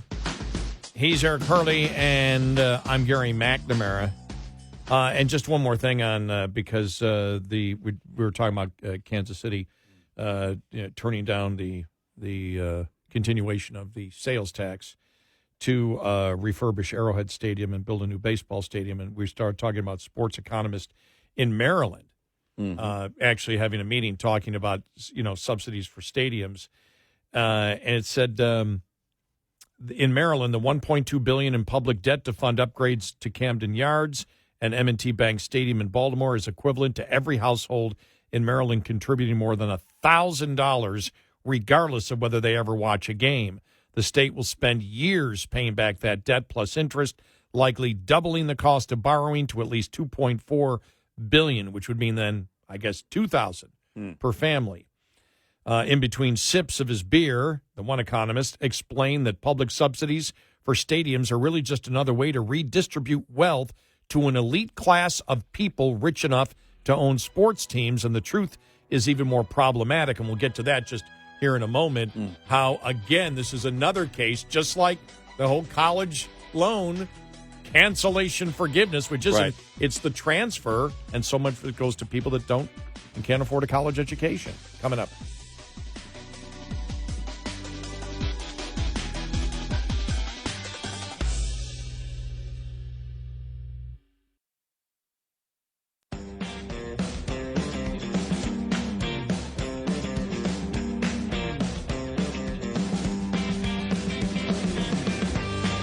Have a line open. 1-866-90-RED-EYE. Red Eye Radio. And he is Eric Harley, and I'm Gary McNamara. Just one more point on taxpayer subsidies for stadiums, talking about Camden Yards, the Kansas City Chiefs and Royals vote yesterday, what's going on in Buffalo after they did their huge taxpayer subsidy, and now the personal seat license to pay the rest of it. By the way, you know what would bother me about paying a personal seat license? First off, the money part. Well, let's put it this way. When we used to go to NBA games all the time. Yeah, when I was a kid. Right.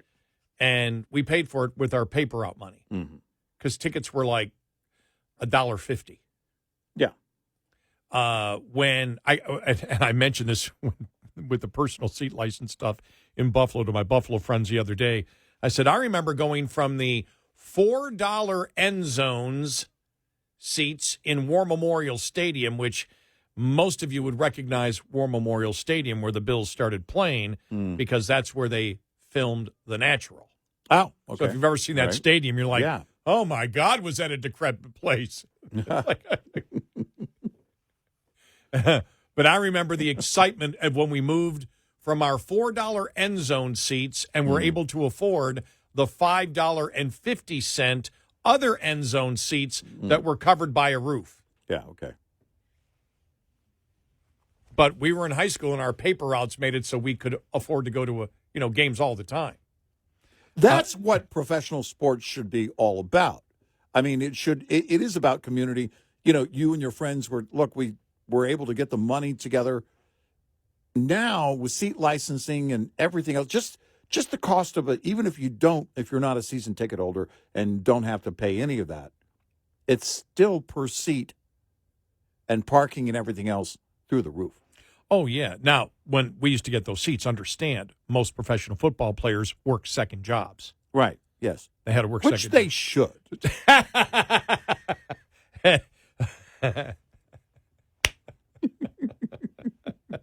But what would tick me off about today's ticket prices is when I paid $3, or even when I had my season tickets to the Bills, and I think the tickets were probably, this was in the 90s, probably were $60 or $80 a ticket. It's like, that's okay. Yeah, okay. If I'm paying $500 for a ticket, I want a guaranteed win. Right? Yeah. When those people were paying $400, $500, $600, $700 to see Elton John in his last tour, they all went away happy. Right. It's like, yeah, I paid a lot, but I was happy. If he didn't do Crocodile Rock, there would have been a riot. Exactly. For $500, whatever. And so as I tell everybody, I go, no, you need to. I said, I'm going to concerts again. I said, now they've got those the earplugs, the concert earplugs. So right. I'll go to concerts again because concerts, number one, aren't as expensive as an NFL game anymore. But even if it's a $200 ticket, you walk away happy. Because now they got the sound down. Yeah. That's the one thing between now and when we grew up in the 70s. I remember going to see Skynyrd live, Leonard Skynyrd, for people that don't know, and at Buffalo's Memorial Auditorium. Right. And I remember my buddy bringing homemade wine, so I don't know if it was the acoustics or the homemade wine, but the acoustics were terrible. Yeah. They got 3 guitars, and it's just bouncing all over the place. Now they make all these arenas are made for sound, all the new arenas. Yeah. The one in Fort Worth. Oh, my God. The sound system there is just mind-boggling. I saw Trans-Siberian, and I'm like, they're playing the studio version of all of this. None of them are playing. They can't. It sounds too good. So they got that down. So go to a concert. But I can't imagine paying $400 for a seat, $50,000. If you've got 2 seats, $100,000, and a team ends up 2-15 for the year. Well, it's the Bills. They're not going to win the big one. Exactly. It's like, well, look, if you can guarantee me a Super Bowl, or 4 or 5 of them, but it's been how long has it been? 50, 59. This year's 60 years. Right. No, I'm sorry. No, because they won in 65. Right. The AFL championship. Well, it's been almost that long for the Cowboys. So 50. Yeah, but we never won a Super Bowl. It's just the AFL championship in 65. Right, yeah. 59 years. Oh, we even won a championship in 59 years. Would you like to pay $50,000 just for the privilege of buying a $400 ticket? No. Yeah, no, that's the thing. I was actually going to mention that. I'm glad you brought it up. Because, look, winning teams bring out more fans. That's just the math.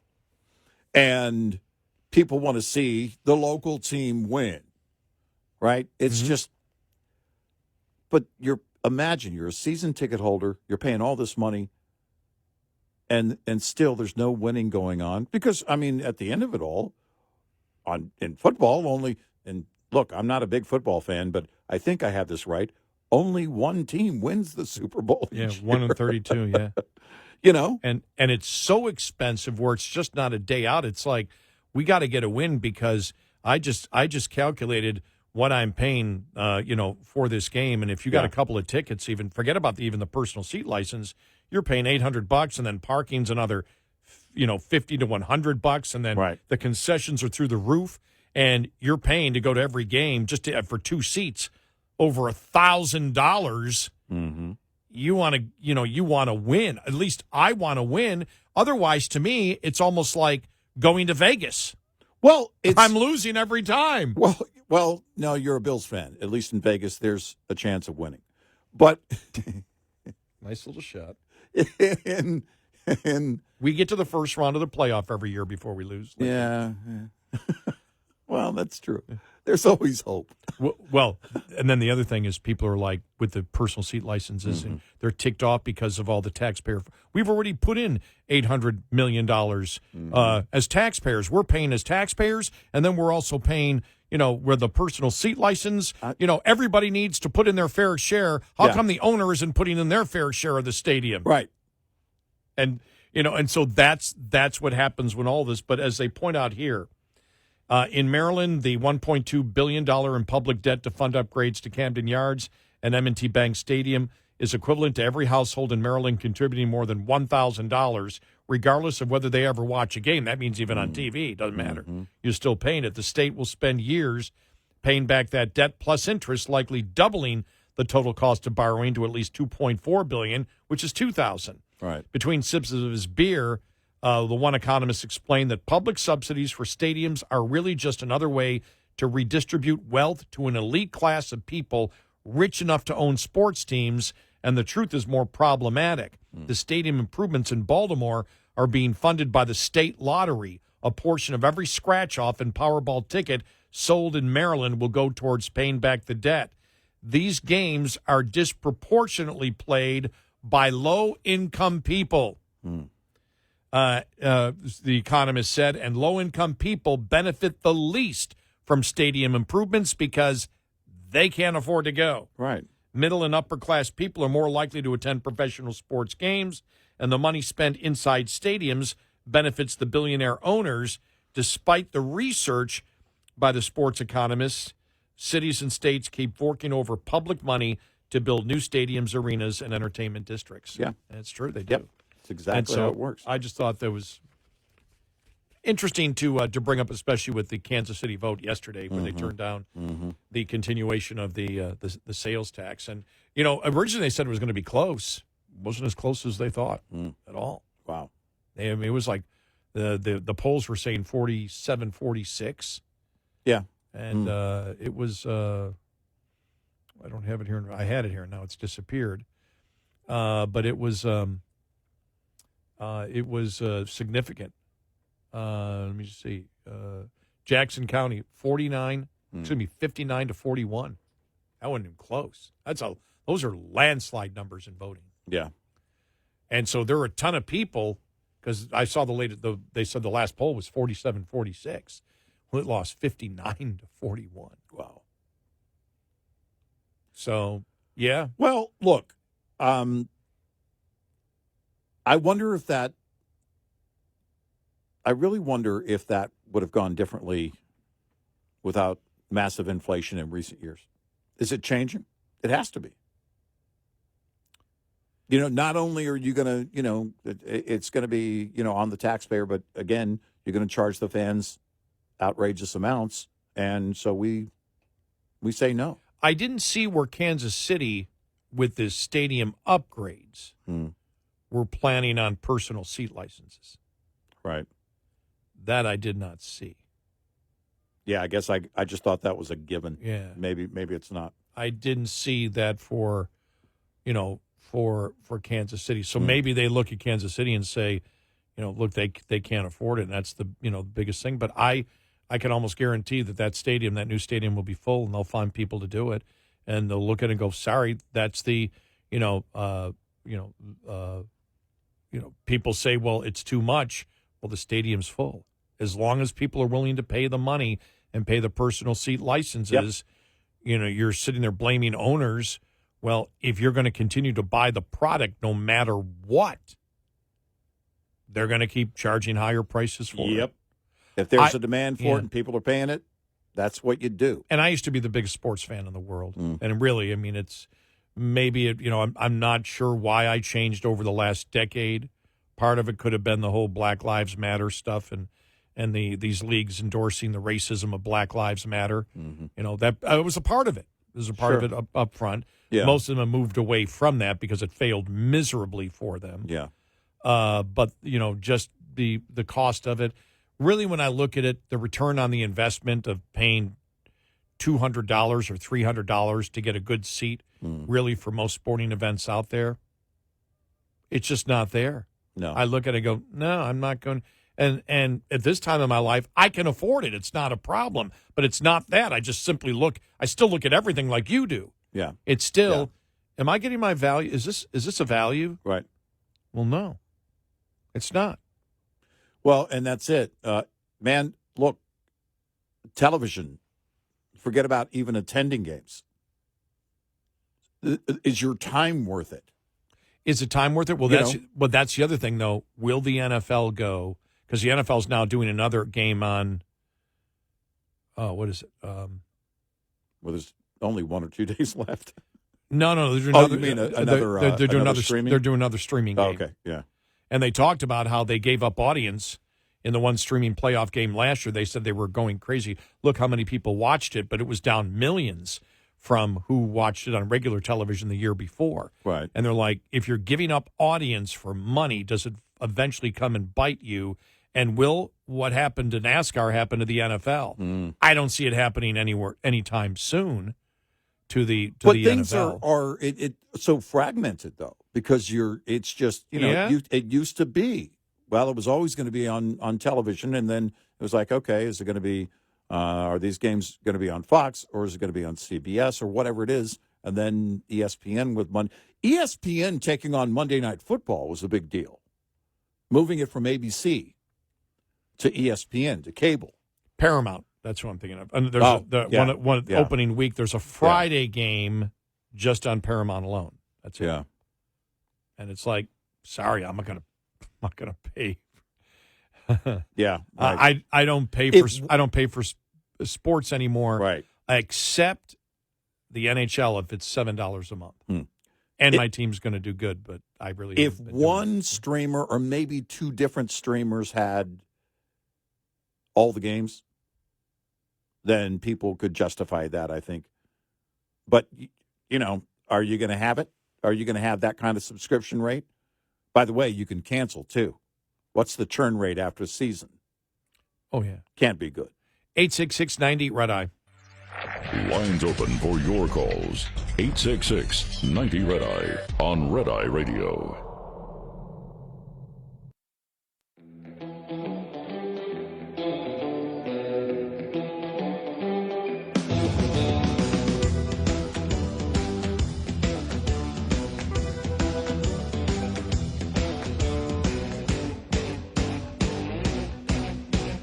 It's Red Eye Radio. He's Eric Harley, and I'm Gary McNamara. Coming up on the top of the hour, California's $20 fast food minimum wage and what the menu prices are increasing by. All right. Sorry, I got the hiccups there. And as far as I know, I can't see around the corner. You're not drinking one of the beers from the fridge. I did go check during the break, though, earlier, and there's still beer in the fridge. I know. It's a mystery. I mean, we are in radio. It's not really a mystery, but just a question of who put beer in the fridge? Yeah, but it can't be radio people because it's Coors Light, I think, isn't it? Or Miller Lite. It's Coors Light. Coors Light, yeah. Might be radio people. I don't know. I don't know. Oh, that's right. We're not well paid. Yeah, just whatever's on sale.